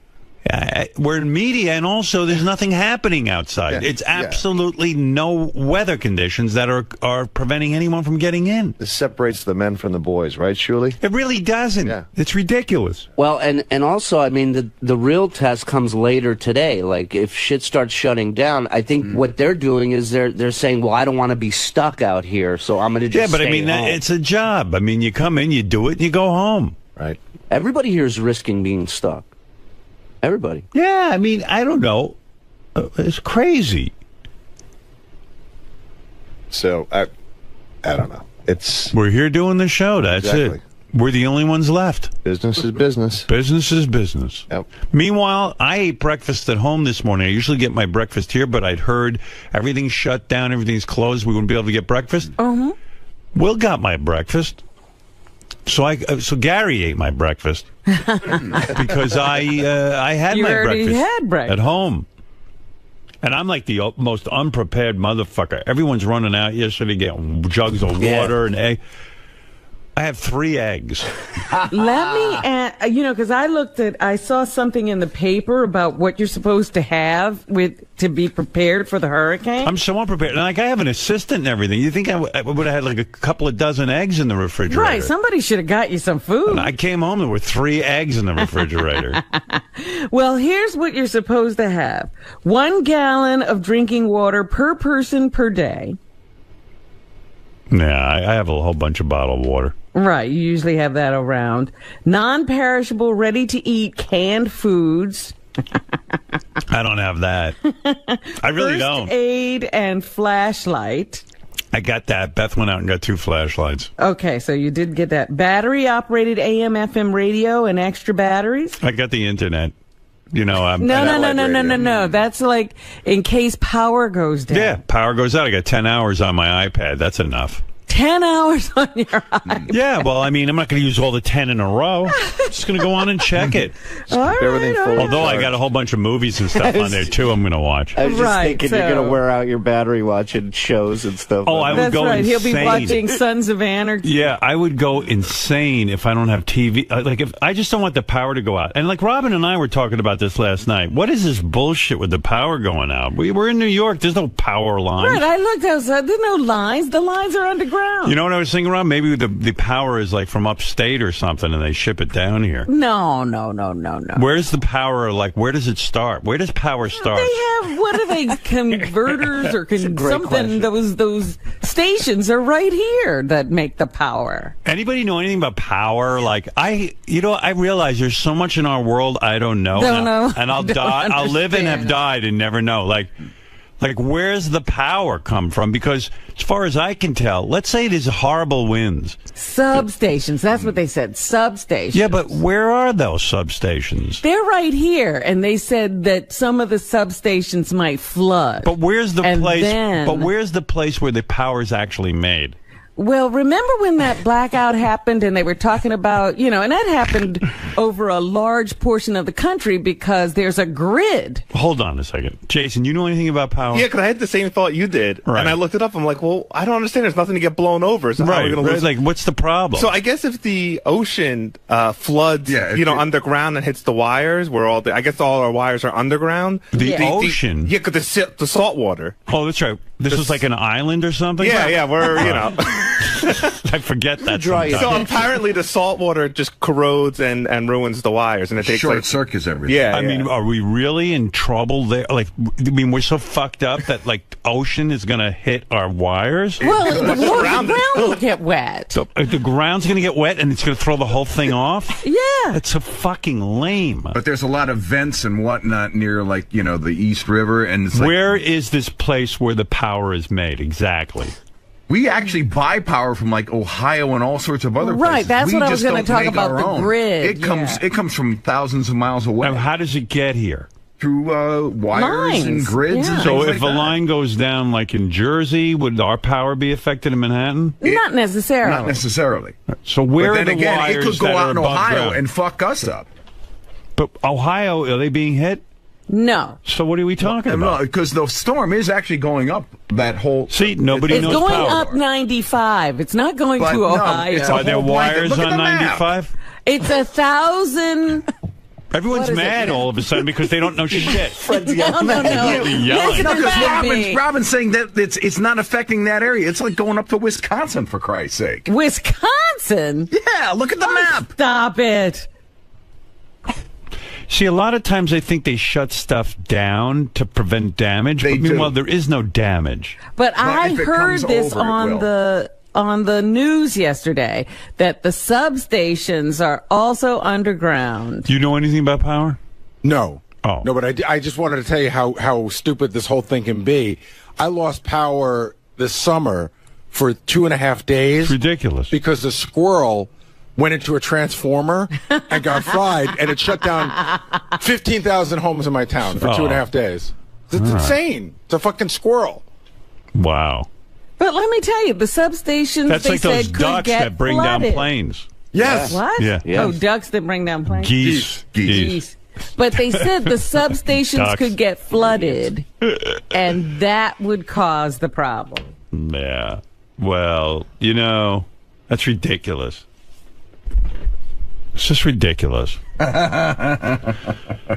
But Fred thinks the hurricane's going all the way to Wisconsin. It's a big storm. There's snow and everything. It's not necessarily going to get that And we're wind, so but it's going to get unprepared. rain and snow. Beth has 2 boxes of spaghetti. Like, we have that. Like, we're just planning on this whole thing blowing over because... Do you have iodine tablets? No. Or Noah. 1 quart of unscented bleach? I don't know. To disinfect water? I don't know. Did you fill your tub? Because I heard somebody say that. If you see me disinfecting water, just shoot me. It's fucking over. Maybe I should fill my tub. I don't have a tub. I know, You don't have a tub? Well, Beth has one. I don't know. I have a shower in mine. Well, you got pots and stuff, right? Yeah. My wife was like, should we I mean, I took everything out of my yard yesterday. My garage looks like a fucking we did yard. that. And she said, should we pull the trampoline in, right? We still have a trampoline. I said, if the trampoline blows away, we have a lot more to worry about. Like, if the wind is so bad... Yeah, but that could hit you into your house, that trampoline. It's way far away. You should take it out. I'm telling you. It's huge. Yeah, but dude, that's the thing they're talking about. That's the kind of thing that could go through a window. And it might not even go through your window. It might be a neighbor's or... That's terrible. Well, one thing I learned from that TV show Revolution, if the power goes out, the girls get hotter. Yeah. So I'm looking forward to it. There's tons of hot chicks just roaming the streets. Well, I can tell you... In skimpy outfits. I can tell you, for me, I will guarantee you it's not will my power go out. It's for when and it will how go out, long. for how long. I expect to be out of power just based on storms like this. I have a generator now, but I expect to be out a minimum of 5 days and probably close to 10. You probably won't be so bad. There's certain parts in Connecticut they power it up right away because you're in a wealthy section. I'm telling you, it doesn't matter where it is. It's we have a lot of trees. All our wires are above ground. Yeah, and you rich people have trees. And it takes a long time. Yeah. It will be. But I they guarantee power you them. rich people with your trees. But they don't. power them up first. They don't, Fred. That's a Now, complete if you look lie. at them, I was watching a map. My mom lives in the not rich section of Connecticut. You got it back like 3 days ahead of her. I was out for 6 days with Irene. 6 days. Debbie the pet lady wants to warn us about how dangerous today is. Let's see, maybe she knows something. right. Because she has birds, and birds will signal you when things are real. They What know are her birds doing? They all flew away. When they see a tsunami, they fly. Yeah. Debbie, do you know something? Howard! Hi. You're not supposed to be in the show today. Why? It's, Because there's a storm, you silly. The tornadoes, Sarah's coming. Sarah. Sarah. And they're gonna they Sammy. need everybody. All the transportation is shut down here. The schools are even shut down. So how are you at work today, knowing that the power can come lost? And Well, I'll when tell that you what. elevator going down or going up, you can get trapped in there when the power lose power today. Well, you know that? I'll tell you, I don't care about getting trapped here. If I do, I do. I mean, it's fine. We got a lot of nice people here. We'll All hang the out. transportation is out over there. How did you even get to work this morning? I don't know. I made Ronnie drive me. No. Public transportation is out. Cars still move. Everything is closed. No, cars can still go. Yeah. Cars can go. Look out your window. Give us an update. Oh, it's okay. Let me go give you an update. Hold on. Stick your head out. Yeah, let us. By the way, this is an update from Crazy Town. Everybody loves it here. Out there right now. The winds are so bad. I didn't get to take my pool down yet, and my pool's gonna get ruined now. Oh, you have a pool? You have a pool? Yeah, I couldn't get it taken down. No. It's America. Like she's got a pool. I think she got a pool you can buy at like CVS or something. Rain. I went to New York. Yes, I was so scared I was gonna get stuck out there, and I made it home alive. See, people, the weathermen all scared people like Debbie the pet lady, and they panic.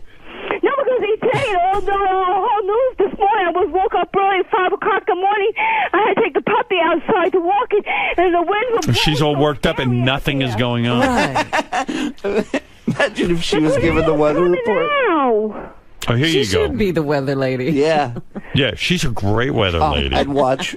Like Tim called me, he wants to do like a weather show here when we're, during the storm. Right. And I was like, yeah, get Debbie to do it. Well, I think he's got High Pitch Eric is doing some stuff. Yeah. You got to hear here's High Pitch Eric on his Facebook page.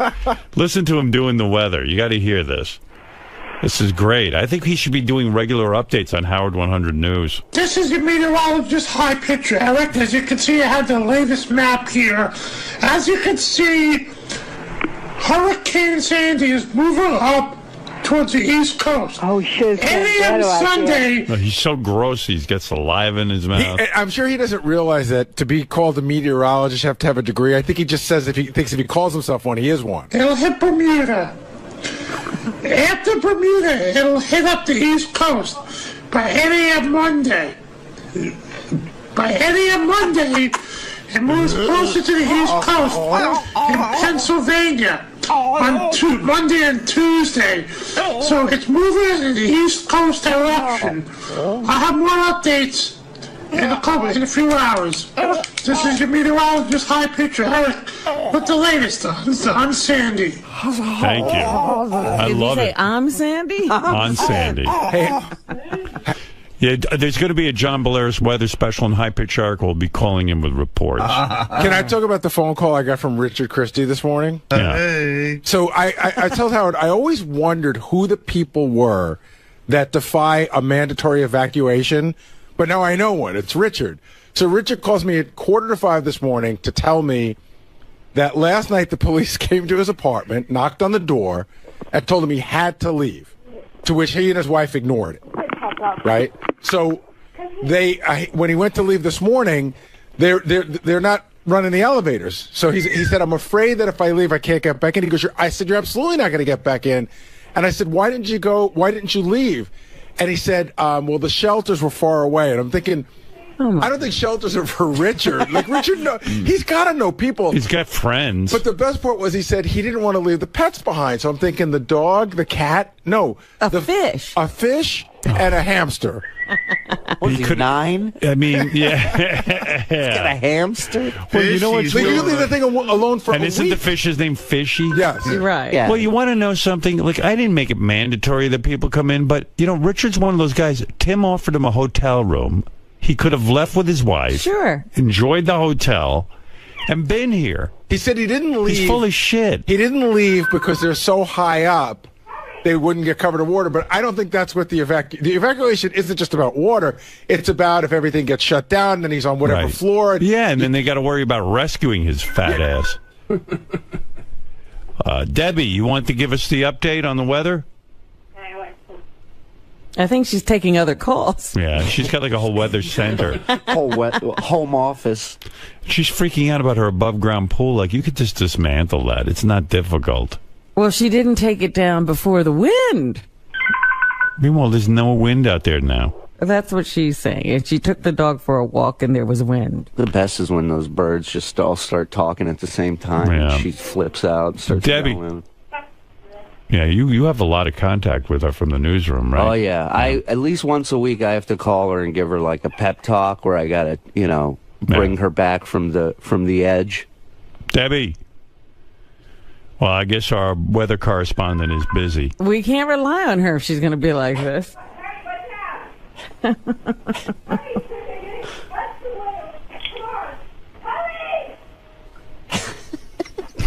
She's alone in her apartment, yelling at no one. It's the crazy alarm going off. Yeah. What is that? What is that noise? Is that a phone or an It intercom? sounds like a phone. It's a crazy phone. Crazy line. It's from the mental hospital they're calling. Oh, that's my mental hospital. That's a special ring they have. I have a hotline. It's like Batman used to have that red phone for the commissioner. Right. Hello? Like she's in the middle of a conversation with us and left. I think she's got like 50 phones. She's taking down the pool. Debbie. Debbie. Hurry. I wonder what she's doing. She told somebody to hurry. She's talking to her pets, Gary. She doesn't have people who live with her. I think what happened is this happened before when I talked to her. There's the bird. She tried to hang up, and she didn't hang up all the way. Oh. And so now this is just her and her environment. She's got a dog, too? Yeah. I think Of she's talking course. to the wall, though, right now. But I think she forgot that she was supposed to be checking the weather and coming back to us. Yeah. She's on to the next thing. I think she's having a good conversation with a water pitcher right now. Debbie. All right, I'm going to hang up. I give up. She'll call back. Yeah, so Tim was like, he calls me up yesterday in a panic, and he says, listen, I'm going to put you on a 3-way conference call with the engineering department. We have 3 contingency plans. I go, Tim, I don't want to speak to the engineering department. Just tell me what's on your mind. Okay. So, like he wants to brief you. Yeah, he's gonna. Like, people just have too much access to me around here. I tell them to call my assistant Laura if they have anything to say to me. She'll handle it. Because this conversation with Tim was a complete waste of time. So he goes, all right, here's the 3 plans. If you, in a complete disaster, you'll do the show from your ISDN line. We checked it. It works. I said, Tim, if it's a complete disaster, do you think I'm going to have power? Doesn't your building have a generator, an emergency generator? I go, no. No, it doesn't. There's no emergency generator in my building. How many buildings in Manhattan have an emergency generator? So it would take a generator as big as the building to run it. Right. So that plan was out. Then he had the second plan was, like, you just want to fucking bother me, dude. No, I don't. Gary and I wanted to talk to you. It was a complete waste of time, your whole conversation. To give you options. I said, Tim, here's the option. If it's nice tomorrow, I'll be in. All right. Well, at least I was thinking about it. If Ronnie can get me here, we'll get in. And I said, and all the staff's asking. All the staff's asking. Tell the staff. Why the fuck do we know? We don't have a crystal ball. Well, try and get here like I'm trying to do. And if you can't, don't put yourself in danger. That's what I told him. Yeah, but why are you bothering me at home? And why are you putting me on conference calls with fucking engineers? It was with Gary. With Gary? Yeah, Gary and I wanted to talk to you. I told you. Oh, my God, you guys just waste my time. Sorry. I'll never call again. Just assume I'll be here. And if I can't get there, I'll give you a call. All right. Holy mackerel. And you got to get that ISDN line set up? I go, if we're in the middle of World War III and it's the apocalypse, you really think you think I'm going to have power and everyone isn't? The world wants to hear from you, Howard. Yeah. Oh, you're so annoying. I'm sorry. God, you were annoying the shit out of me yesterday. Really? No, you handled yourself great. You got a couple of hotel rooms. That's it. I care. I want everyone to. Christie is a fucking retard. At least someone cares around here. Yeah. No, I know. I like that you care, but you don't need me. Now he's hurt. I do need you. I need you. How's your ribs? Much better. I rested. Good. Yeah, I'm worried about him. Thank you. First he shit all over the bathroom and shit all over the walls, and now he broke his ribs. I think he's going through like an old age crisis. An old age crisis, not a midlife crisis. I think he's past midlife. He took me out to eat last night. You should have seen what this guy ordered. He's got matzo ball soup the size of a bucket. Yeah. It comes in a bucket. Where'd you go for dinner? We went to the Carnegie Deli down the street. So, like, after the soup, he should have been done. No, but then they brought in his, mile-high stack of meat on bread. Like, you don't even know there's bread underneath this fucking thing. You got to cut for like 10 minutes before you even hit bread. Right. And he's sitting there going, boy, I don't think I could finish this. Julie. I split it with my son, and I had like a little bit of matzo ball soup, and that was it, and we left. And who had the fucking cheesecake? I had a slice of cheesecake. That's the way they serve it. I don't run their business. You're so pregnant. Yeah. Look at the size. Oh, I know, because then I was inactive for that, because I can't move with my please. And he's telling the guy at the front desk, he goes, this is my life partner. He's pointing at me. He's going, this is my life partner. We're checking in tonight. And the guy, and then he zones out. He starts messing with his phone. He's not paying attention. So I'm listening to the guy. The guy goes, so one king bed is good for you guys? And I'm like, Tim, they're about to put us in the same room. He goes, your joke's going over so well, we're going to be in the same bed. He goes, no, they're not. No, they're not. Diddling away on his phone. I go, Tim, he's telling me they're one bed for both of us. Yeah, because we're life partners. Yeah. No, he goes, no, I was just kidding. The guy goes, oh, all right. Great joke. Yeah, you didn't know. He's giving us a room. He's the life of the party. He's all excited about the weather. I tell him, I go, what do I do when I get there? Do I have a room under my name? He goes, just take Ronnie's room. I go, I can't just go up to a front desk and go, hey, give me Ronnie's room. They're not going to just check me in. Give me Prince Charles's room. Yeah, what a nut. He's so much fun. Well, he gets so crazy, and he's calling me, and he's got plans, and by the way, Did any of them make any sense better than the ISDN line? It made no sense, the ISDN line. Like, he was just like, here's our 3 different plans, and I'm getting Gary on the phone in a 3-way, and I was like, I didn't even know it was Gary. I thought it was an engineer. He goes, we're going to get on the 3. I go, I'm not getting on any 3-way. Just tell me your plan. And he had 3 different contingency plans. I go, Tim. What were the contingency? Yeah, because I'm trying One to think. was, I'm going to have the ISDN line, if and all the power goes out, and I'll do it from the house. And I said, you mean my apartment? I said, Tim, if all the power goes out, how do you make the ISDN line work? I need equipment. He goes, well, you have an emergency generator, don't you? I go, no. Now you got to check the schematics of your building. And not only that, my building does. No, what building in Manhattan has an emergency generator? Actually, there are a few. A few. I mean, that have it. But yours might not have it, and maybe it's only for like essential stuff, like the elevators. Well, I want to say to Tim, is this show so important?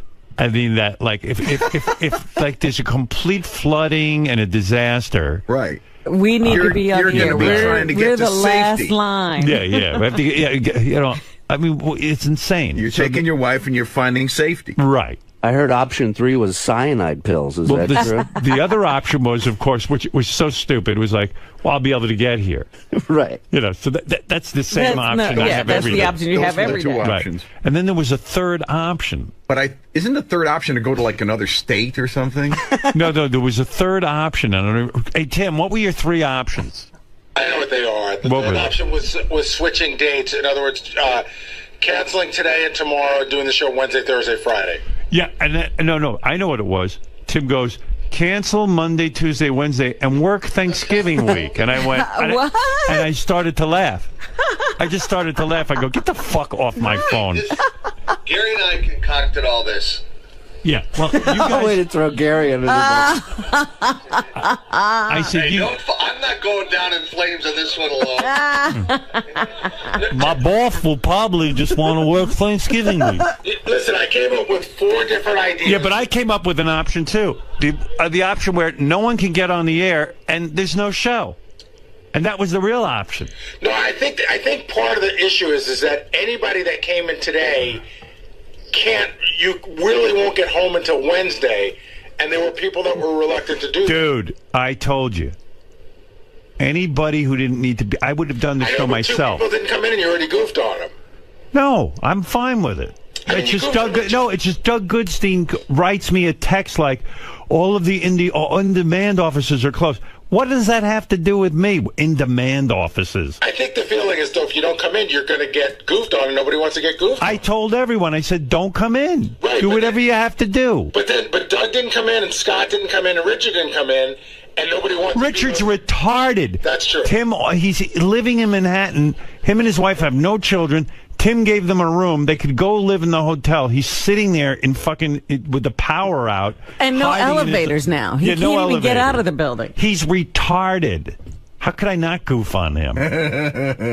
You all right, Gerbil? You okay, fishy fish? By the way, I found out that Jason just told me the hotel that we're all booked at is a pet-friendly hotel. Right. That's for dogs. So you could have brought the gerbil. What? That's for dogs and cats. I'm pretty sure they'll take gerbils and fish. Yeah. What a dick. My gerbil needs a king bed. By the way, with the storm, it's like, did you notice, like Ronnie's dressed like a slob today? Yeah. Like all the rules go out. Yeah. Ronnie's supposed to wear a suit. Like all the security people are wearing their suits.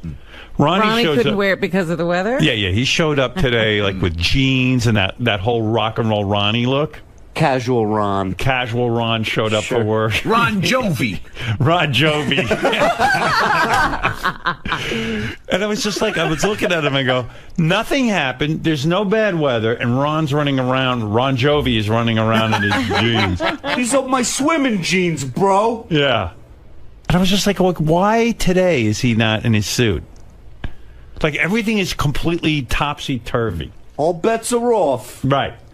Every man for himself. Right, Hurricane Sandy ensemble. I could picture Ronnie like like raping Lisa. Like it doesn't matter. The world is ending. Storm's coming. Yeah. I got a cookie. Where's your titty? Your Honor, if you remember, it was the Tuesday of the storm. I thought my life was ending. I saw a storm surge. I got a boner.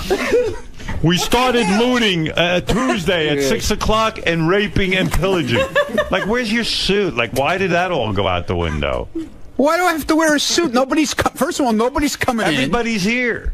I'm Nobody's here. here. Benji's here. Yeah, I have to wear a suit for them? No, but I mean, everyone in the building is here. I mean, no, not everybody in the building is here. No, morning. everybody in the building is not here. But why can't you People wear your I suit? saw security were dressed in suits, shut up. Ron. Look at you. You look like you fucking came from the homeless shelter. I don't dress in suits. That's not my job. No, but I mean, like, why today? Because of the storm? Why do I have to go out? It's supposed to pour later. Why do I have to go out there in a suit later? For what? It's not pouring. It wasn't. Yeah, now. Why are you breaking my balls? I'm fucking here, aren't I? Hey, great. But I'm just saying, rock and roll Ronnie. The rock and roll. This is a nice white shirt. It's not rock and roll. What are you talking about? Show everybody your jeans. I'm not allowed to wear jeans. Ripped jeans. Let me see your You got the jeans, ripped Ron. jeans. Let me see And your I got my jeans. dicky out. Acid wash. Look at that. The rip comes with them to look hip. They do. I know. These are cooked Come on, man. The They rip ripped makes them it. for him? You could see skin. My cock. Listen, He's got Jason's his wearing a jacket for me today, okay? He's got his walkie-talkie tucked in his back pocket. What is wrong with you? Turn around, You Howard. stupid ass.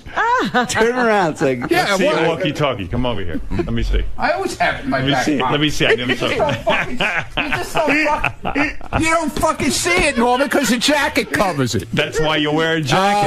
Stop it. So you don't look like a 12-year-old. Good walking God. You ever use the walkie-talkie? You see Lieberman out there? He's wearing his mom jeans with he's wearing muttlocks. Is he? He's wearing like he's going to get caught in 20 feet of water. Well, you're doing the same thing. No, I'm not. I'm wearing regular shoes, like Timberlands. He's wearing Lieberman. Come up here. Show him those duck shoes you're wearing. Why not? Oh, there's your Yeah. walkie-talkie. Who's, Always on. let me see on the Who's he in walkie-talkie. touch with? Who you in touch They with? weren't calling me. Go ahead. See if you can get on there and make contact with people. Just ask for a weather update. See if there's anybody out there. Brian, what's going on out there? Come on, let's look here a minute. Nothing, Ronnie. He was just calling out to me. All right, good. All right, thanks. Look, they all know Ronnie. Over and out. Over and out. Ron Jovi. 10-4, 10-4. I mean, Good John buddy. Lieberman's wearing a jacket at least. I mean... I look fine. No, you don't. Where's your suit? Are you wearing those stupid mom jeans again? Your belly's hanging over you. No, those jeans are better. These are Look at it. Look at those boots. Look at those. Where did you get those from? My grandmother used to wear those. I have those. Those are cool. Yeah, these are duck shoes, they're called. And these are different jeans. These are express jeans that I've had. They're not new. Express. These are called duck shoes. Isn't Express the store for fat chicks? I'm just asking. Ronnie, look at what you're wearing. What am I wearing? Your jeans don't look like mom jeans? No. Let me see. Move over there. I'll tell you what. First of all, you're wearing a cartoon mustache. Big giant. What's that cartoon character? Yosemite Sam mustache. Shut up. And he's laughing at John Lieberman. Yeah, really. I'm going to be here until 8 or 9 tonight. Oh, really? And so by the time I leave, the water could be torrential, and so I have these boots. Let me tell you what. What's so funny? I don't know what's so funny. I really don't. Look at him. I really don't know why. Look at him. He's set for the storm. And my belly is not hanging over. Yes, it Thank is. you. Jason Kaplan called me fat on their back office show. You're not fat. Which exactly. You're so I'm overweight. Hey, wait. I'm just going to call him Slim all the time. Yeah. Howard, his girlfriend texted him after Jason called him fat because he went crying to her about it. And she wrote him back. She goes, "Calm down. You are fat." And then writes back, "I meant you aren't fat." Right. All right. Anyway, we'll take a break and we'll be back right after these words.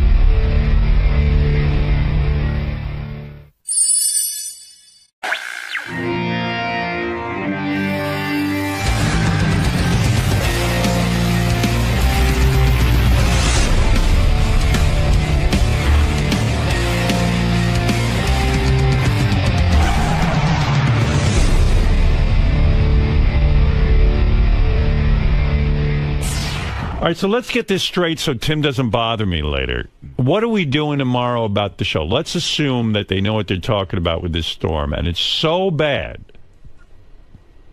that we can't get to work. What is the contingency? Gary, you're in charge. You're the executive producer. Yes, we got it. What do you go? Go ahead. There will be a decision made, tonight. By who? By me and Tim. Right. Tim and I. Tim and you. And Tim and you. And Tim and I will make the decision. Tim and I or Tim and you? Tim and I. All right. We'll make the decision. Right. And we have a show we can run tomorrow if need be. Right. And it'll be I have a feeling, here's a perfect example. I have a feeling that tonight they will close the bridges and the tunnels. Now so what if they do that? Are you in the city tonight? I'm not. Oh, you're going back home? Yes. All right. So, almost everybody's going back home. Well, why would you go back home if we're doing a show tomorrow? Because I think the feeling for most people is that they have a wife and kids and a house that also needs to be protected. So what are you going to do? How are you going to protect? How are you going to protect In them? other words, if a tree falls on the house, what the fuck is my wife going to do? Well, what are you going to do? He's going to lift it. I'm going to lift it off. Yeah, like Samson. Yeah. I'm like Bobby Joe Young. 1 second, Mary. So I can't count on you to be here tomorrow. I will be here. You've decided. You said that if people. Well, it's pretty clear that it might be very bad, and you might not be able to get into the city. Right. So you're abandoning ship. Am I correct? That is not correct.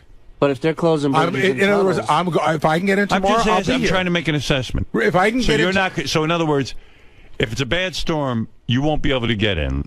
Right. Because you're not going to stay over in the city. Am I correct? Right. That's correct. All right. And that would be, I would say, most of the people on our staff. I didn't ask about most people. I just asked about you. Mm-hmm. Okay. Why not bring Mary and Lucas into the city today? And not Because worry why would about you the leave house.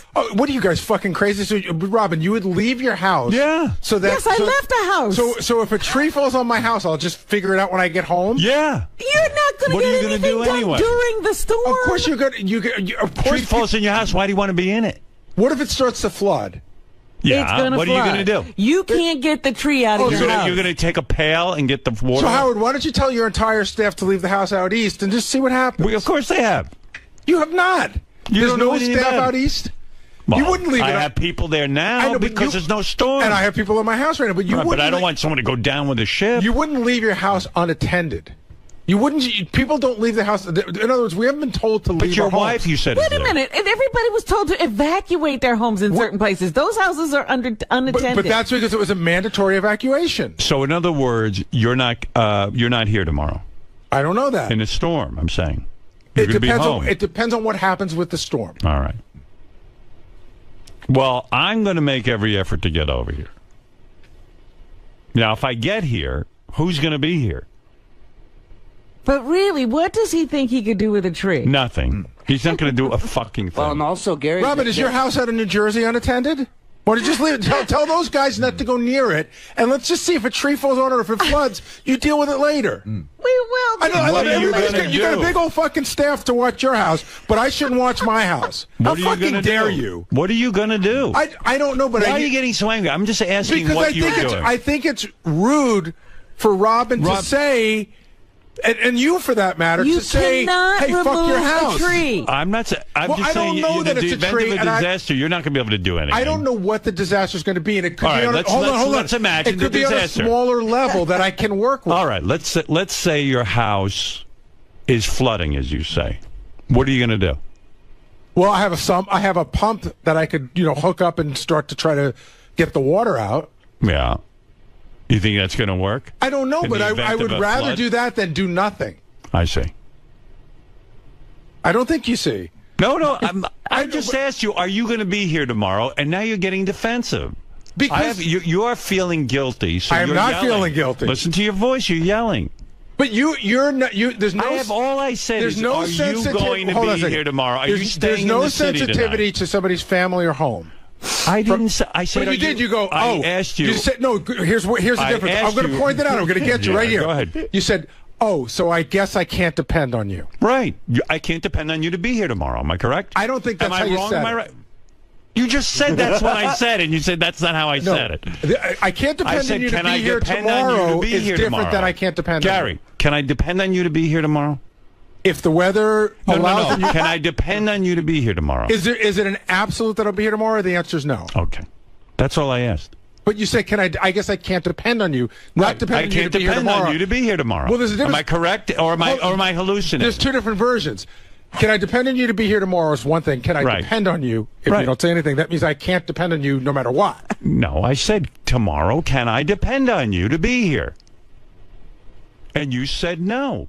That is correct. But then you went through a whole beaver-toothed explanation about how... you asked me... No, you said you're why. You're getting defensive. But you said why. I said, what's and going on? And then I told you why. Can you spend the night in the city? I told you why, and then you... Because you need to be there with Mary You completely discounted and Lucas. it. You completely discounted it. I did not. I just said, you did. Are you going to be... And then Robin asked you, what are you going to do in the event of the storm? We're hearing you. Both of you said, like, oh, what are you going to do? Well, what are you going to do? I'm going to be with my family if something happens. Okay, so that's what we asked you. Why Well, are you he getting defensive? did say you could bring them into the city and have them stay in the hotel with you. Right, and then now I'm leaving my house unattended. That's the most ridiculous fucking idea ever, Robin. Well, maybe a neighbor could keep an eye on it.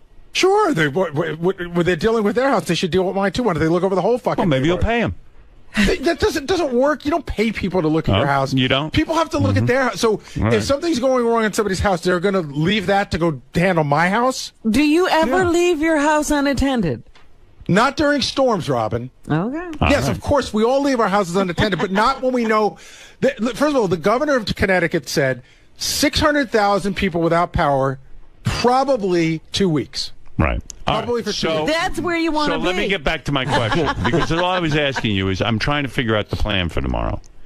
Can I depend on you to be here tomorrow? Not absolutely, no. The answer is no, right? Right. Okay. That's what you should have said instead of feeling all guilty. I don't really feel guilty. Just say no. I can't be depended upon. Yes, no, I can't be dependent upon. That's it. Now, who can I depend on if I make it in tomorrow? Shirley, can I depend on you? Yes, Howard. All right. Thank you. Will you be attending to your home? My wife is going to be taking care of that for me. Where do you live? I'm outside of the city. I'm in an apartment? Well, no, I'm on the first floor. You're in an apartment. Gary, why are you attacking this guy who wants to work with me tomorrow? I need people here. How dare I can't depend on you. This guy says you can depend on me, and you're attacking him like you're an enemy of my show. Well, fine. You know what? I'm going to leave. I didn't say anything. I just said I'd be here. Who can I depend on? Shirley, can I depend on you to be here if I make it in? Nothing will stop me from doing my job, Howard. All right. Thank you. Nothing. Fred. Yes, sir. Will you be here tomorrow? I will be here you make tomorrow. your every effort to get in? I will be here. I was here the day after 9/11. I was here during several blizzards when there were no cabs. All but right. I don't have the problem that Gary has. All right. So Fred, I can depend on you to be here. I'll be here. Surely you're going to be here. I'll be here, Howard. Benji, you have an opportunity to come in or no? Are you going to be guarding anything or are you going to be What here? if my internet goes out? Well, no, seriously. Are you going to be here? Yes, yeah, I'll be here. All right. So now I know, Robin, you will be able to broadcast? Mm-hmm. All right. All right, so Gary, I can't depend on you tomorrow. That's right. But I can depend on Fred, Benji, and Shuley. Am I correct? Correct. All right, that's what I wanted to know. Look at you. You look like you're going to cry. I'm fine. Fucking baby. I'm not a baby. Just man up and say you won't be here. I didn't say I won't be here. Oh, my God, you're attacking But I didn't screaming and yelling. I didn't say I won't be here. You're like a maniac. No, I need to know who's going to be here. But if Howard, I get there's here, a no whole one's subtext to it that you're not really being honest Gary, about. Gary, you're being dishonest. No, you're attacking being dishonest. me. I need you're to not know being who's going to be here. You want to make it sound like I don't care about my job. I did not say okay, that. I'm I go on said, record. can I depend on I'm you gonna to go on be record here tomorrow? because I want to be straight. I care more about my wife and my kids than I do about this job. Okay. It's a close race. It's Gary, a close race. Gary, you don't even have to go that far. But that's just what I said, think you can want to know. Depend on you to be here tomorrow? And the answer is either yes or no. I know, but you know that you're going in I'm not going anywhere. You're putting words in my mouth. You're getting defensive. Again, I have to make arrangements for tomorrow. Right. If I'm coming in, who is going to be here? Okay. Doug Goodstein is not here today. Today. That's right. There's nothing going on, and he's not here today. He could. In-demand offices are closed somewhere. There's two TV guys. Gadget's directing the show, and there's one other guy who's doing cameras. Well, if that's the case, why don't we do that every day? Yeah. Like, why do we need these other guys?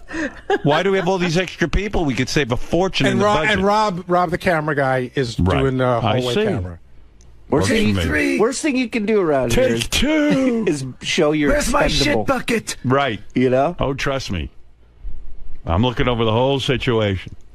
And Gary, my family is most important to me as well. But when they asked you why not bring your family down here, then you said, well, the house. Why leave the house? So if your family's most important, you know, you get to the house when you Gary. get there. I just needed an answer. I'm just Who is going to saying. be here? You're attacking him. I just asked Gary a simple question. Can I depend on you to be here tomorrow? And he just attacked me.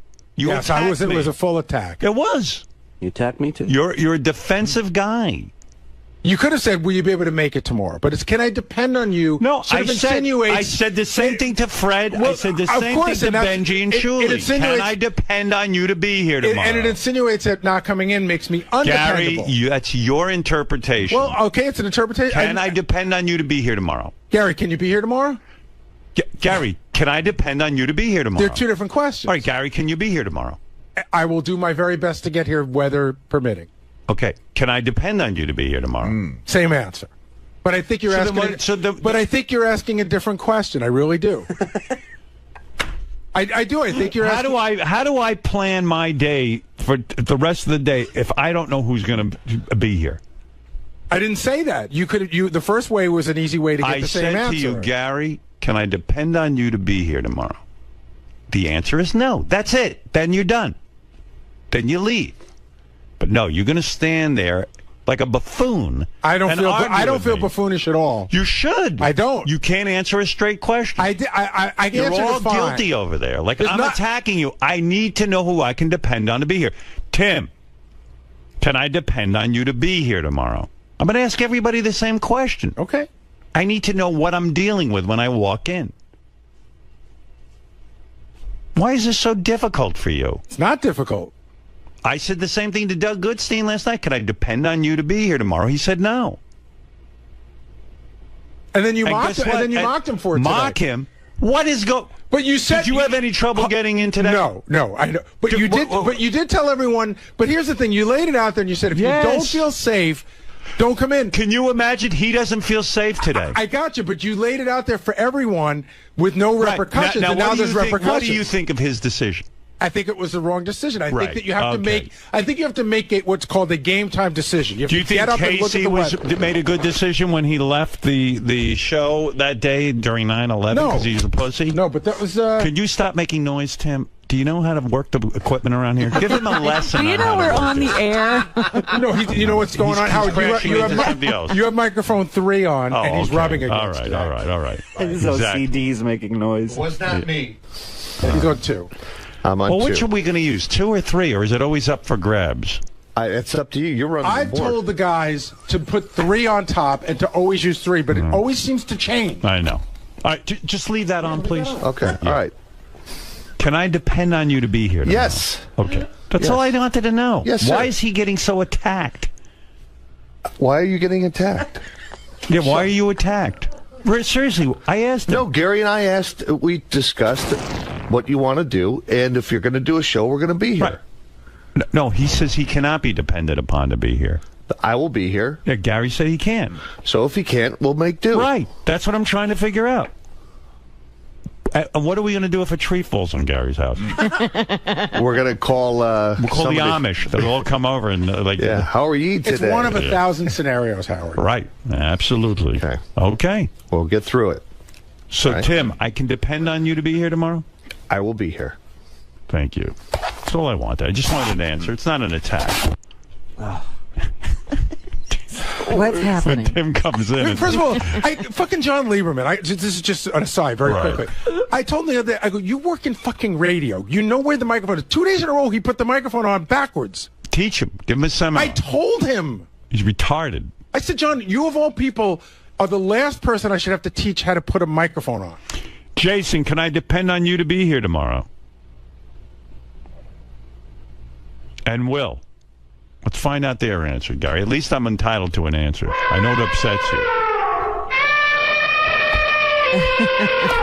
Jason, can I depend on you to be here tomorrow? Weather depending, just like Gary. Okay, so the answer is no. The answer is no if the weather's bad. Can I depend on you to be here tomorrow? I guess not. Okay. Right. Wow. That's it. Simple answer. Thank you.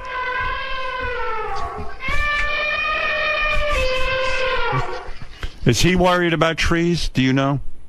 He's in a flood area. He's in a flood area? He's actually in a mandatory evacuation area. He and his wife have I live in a rowboat. decided not to listen. Do me a favor tomorrow. They're staying put in an evacuation area. Teach John Lieber. Oh, you won't be here tomorrow. Who's going to be here tomorrow I'll to be teach here, John Howard. Lieber? Will you teach John Lieberman tomorrow how to use the headphones? Sure. Thank you. You got it. Right. Who else, Gary, can I depend on? I don't even have to ask him. Did Will answer? Will, can I depend on you to be here?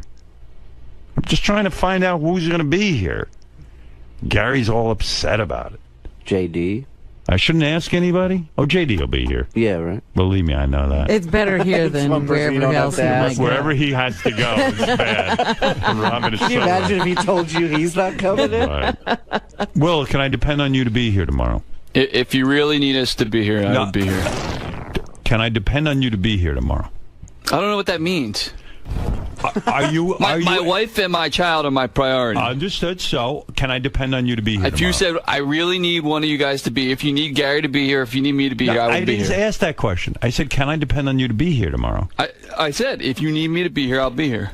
I said That's all I can say to you. that everyone makes their own decision. I don't want anyone putting themselves in harm's way if they feel threatened by the weather that's supposedly coming, or they have a situation, to stay home. So now I'll ask you the question again. Can I depend on you to be here tomorrow? I am slightly concerned about leaving my wife and child alone. So the answer is yes or no? So the answer, I guess, I don't care about the reason. Go ahead, yes or no? The answer is no. No, okay. All right, so you can't be here tomorrow. All right, so Will... No, I'm not saying that. I said if you... The answer is no, I can't depend on you. Is that correct? Yes or no? If you say you need me here, I will be here. I here. didn't say that. I won't need leave. You here. I don't need you here right now. You can leave now to prepare. And I want you to go to Gary's and help him with the tree. Can I depend on you to go to Gary's and help him with the tree that's going to fall on his house? If Gary needs me, I'll be there. All right. That's good, man. Bo, well, how's it going over there? Mary and the kids are in the house. Wait, I can't hear you right now. I'm busy taking down the tree. It's my priority. Can I ask you a question? And not being offensive. Excuse me. Would you leave? Wait, I'm doing an impression right now. Would you leave Beth in the house out east with no one but Beth? Gary, listen to me. Just a question. It's a simple question. Beth's with me. It's a simple question. Beth's with me. But I'm saying if that were the case. No, of course not. Beth's with me. But why wouldn't you? Because why would I do something stupid like that? But you have. I'm bringing her. I brought her here. You have choices in many houses. Right. I don't have that choice. I don't even. Gary, why are you attacking me? I just asked if I could depend on you. I'm not attacking you. I'm just trying to put. Can I depend on you to be here tomorrow? I'm putting it in perspective. Gary, I'm not angry with you. Why are you attacking me? I just asked, are you going to be here tomorrow? And you said, I'm not sure. It depends on the weather. No, I asked so and I said, answered can no. I depend on you to be here? And you said no, and that's correct. Why are you getting so attacked? I'm just saying, put yourself in other people's position. I'm not even. I wrote on Mildred last night.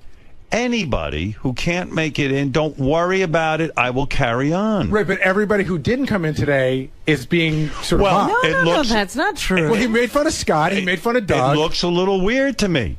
I agree that those people should have made a bigger decision. Do you see any weather happening out there that would prevent you from coming in today? No. Do you see any potential dangerous situation going on right now?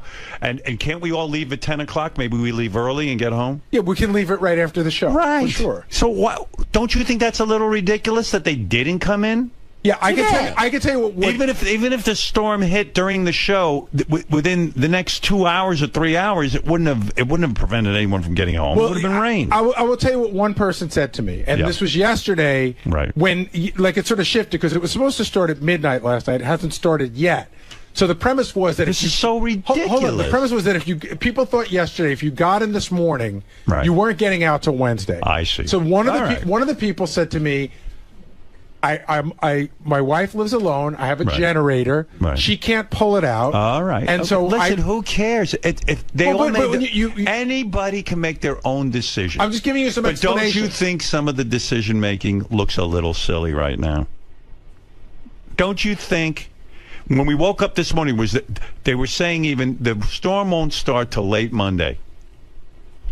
So okay. No, well, they didn't. You They come said in, but you could be out of here by 10 a.m. the storm was supposed to start last night. That's what most people thought. When you wake up, I got you. Don't you look and see that it's not? And I turned on the TV this morning. They said storm won't really hit New York until later Monday. I woke up almost every other hour last night. I couldn't sleep, and I kept waiting to hear this horrible rain against the window that I never heard. That you never heard. But I was coming in no matter what today because I knew, however bad the storm was this morning, it would be like a regular storm. Exactly. We had this conversation yesterday, Howard, and I said, couldn't you sort of wait and to see what happens before you I make called a decision? Robin. I said, listen, here's what we'll do. Why don't we wake up in the morning and see what's happening?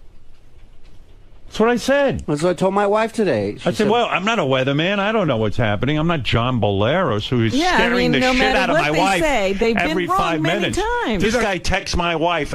Would he lose my wife's text phone number? So he gives her special reports that the rest of us don't get? God, yes, he does. And I got to tell you something. It's a nightmare. I said to my wife, don't listen to this guy. Didn't he do this already? Didn't you tell him not to? Yes. Stop it. He did this with Irene. Yeah. Oh, he found an in.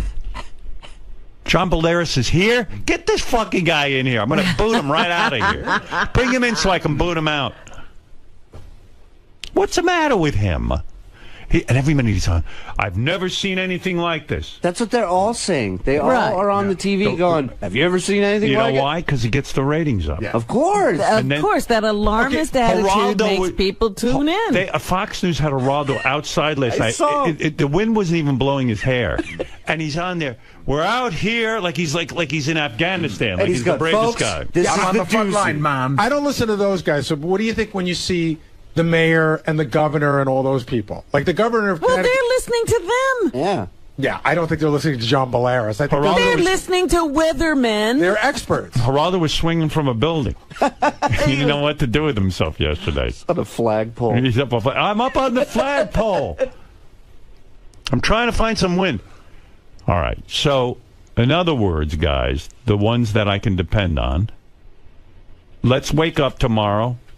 We'll figure out if we can get in or not, and we'll make our move. Guys, we're in a planning session with the people who are definitely going to be here. Please keep quiet. That's all what right. I'm talking about. Howard, I watched in a planning session. Gary, Yeah. how'd you get into this closed meeting? Yeah. How did you get in it? Yeah, we can't depend on you. Hey, 𝗏𝗏, what are you, a fucking maniac? Guy is a maniac. He is a maniac. Let me turn my attention to you. What is your problem? What are you, hopped up on something? Yeah. Dude, he lives for this. Can I say something? Lose my wife's text number, will you? I'm being serious. I mean, what are you doing? Wait. You text my wife. You start on Thursday. On Thursday. No, I really I would have started earlier, but I didn't want to bug anyone. Yeah, well, you're bugging my wife, and she's walking around in a fucking panic. 𝗏𝗏 just told me he's never seen anything like it. It's true. And didn't he say that the last time? Do me a favor. Last time you wound up in Pittsburgh. Yeah, I mean, you really because of him. Yeah, because of you I had to move a dog and 3 cats. You were going to go to Vermont. I said no. Beth said, "Do me a favor. Let me just do whatever I have to do. Even if I die in the storm, it's better than you would have listening to flooded you." out Vermont with Irene. You know what? I know that. See? I heard that on the news. I didn't need Not you to before tell that. me. Yeah. No. I did. No. You get her worked up. No, What do you mean, no? I was there. You're keeping her safe. Yeah. John. Listen. Please. No more. No more? No more texts. You got to stop. Safety? No. Seriously. I don't Really? mind. I like you. You know I do. Yeah. I've hung out with this guy. He's a good guy. But why do you have to be safer than everyone? Like you talk to people publicly, Right, and you warn them. So why does Beth have to be safer? Because I'm Howard Stern. He's Howard Stern. Yeah. No, there's a connection there a little bit. I know from But I know you. there's We know each concern. other well. I didn't get a text or anything. Well, I don't know your text. You want? Yeah, I could do that for you He'll easily. text you. Oh, trust me. You don't He'll want. drive you crazy. Yeah. I give Robin I don't if even you know need how my he got help, my Robin, wife's. I don't even know how he got my wife's phone number. number. She's too nice to everybody. Well, yeah. Well, really, it's I've never seen anything like this, Howard. And of deep Give me the concern- bottom line now. What is going to happen? Let me He hear from doesn't you. know All right. what's going to happen. No, I do know what's going to happen. All right, John. It's what right we now call, we're all here, and there's nothing happening. So what is going to happen? Give me It's a time. called it is the perfect storm. Right. Okay. Rare atmospheric conditions all coming together at once. Now listen, hear me out. All right, I know Canada and the snow and the whole thing is going to happen. What? Just tell me. Winds increase rapidly this afternoon. There'll be hurricane force here by What time? About you'll see the winds really ramp up around 2 o'clock this afternoon. Go ahead. Hurricane force by evening, 4 or 5 o'clock, winds gusting 70, 75 along the Jersey Shore, northern New Jersey, Sandy Hook, in the hook into southern Manhattan. Just talk about Manhattan. I don't care about New these York other City, places. southern Manhattan. Yeah. It will flood out. It will the lower end of Manhattan. Right. It will come over our Rockaway Peninsula. It will flood out. FDR Drive will be under about 4 to 6 feet of water by tonight. The FDR Drive, Yes. 4 to 6 feet? That makes sense. 4 to 6 feet. What about the West Side Highway? No, well, there'll be flooding on the west side. We're in a, right now evacuating a zone A. I think it will go perhaps to a zone B because the storm continues to intensify. Haven't seen anything like this. Even the 92 nor'easter can't compare to. This is a storm that we've never predicted before. See, now this is what's going on in my wife's text, and she is in a panic. But it's serious stuff. Do No, you not think it's real? I think it's real, but again, we've been not lied to. But the prediction in business is hard. In Italy they would These kill storms you. aren't that easy to predict. In Italy they'd lock you in jail. But what if they're right? Yeah, right. What if they're right? No. What if they're right? Then it'll be right. I mean, what can I? I'm trying to get a handle on this, Listen. but the problem is, if it's right, then I'm going to have to deal with it anyway. I'm not going to be in any different situation because he's telling me. That's how I feel. Right. So it's like texting my wife is only going to make her mental. Record flooding. New York City, southwest end of Long Island, north shore of Long Island, going in through into the lip and into Great Neck region, all of Lower Manhattan, East Side. I told you about the FDR, the Rockaway Boulevard probably would be underwater. Flooding. So, I mean, John, tidal surge. John. Yeah. Bottom line, will we be able to broadcast tomorrow? Should I even make an effort? I will. Now, what are you basing? Can I depend on Gary to be You're in here? a safe zone here. So you don't think we'll lose any electricity here? Oh, well, there'll be power outages for days, but mainly in the suburbs. The grids are tough to take down Where in are New York these City. grids? I mean, what do you understand power? Trees going down, knocking down the power line. right. So that's Manhattan doesn't have any trees and power lines. No, Yeah, but it there comes could into be Manhattan. scattered outages But in it comes Manhattan. into Manhattan online. Does Manhattan have any place where they make their own power? No. No, that's too bad. No, but You want to build a dam or something? If I'm mayor, I would build a power thing right here in Manhattan. Well, you got to have some place to make the power. I don't know about that. You got to either have a nuclear facility Okay, or you've here we got to go. have a dam. I'll build a dam. I got a beaver working here. Well, listen, it's my luck. Chewing as fast as I can. Beavers are good in floods.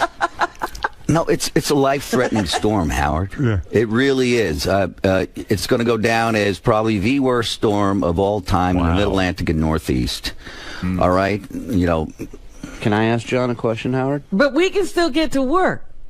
Well, if not if you're coming from the suburbs, not if you're coming from Lower Manhattan, they're going to be shutting down. There's a possibility that See, if I was mayor, I would turn Central Park into a nuclear power plant. South of Canal, there could be some serious flooding. It could shut down.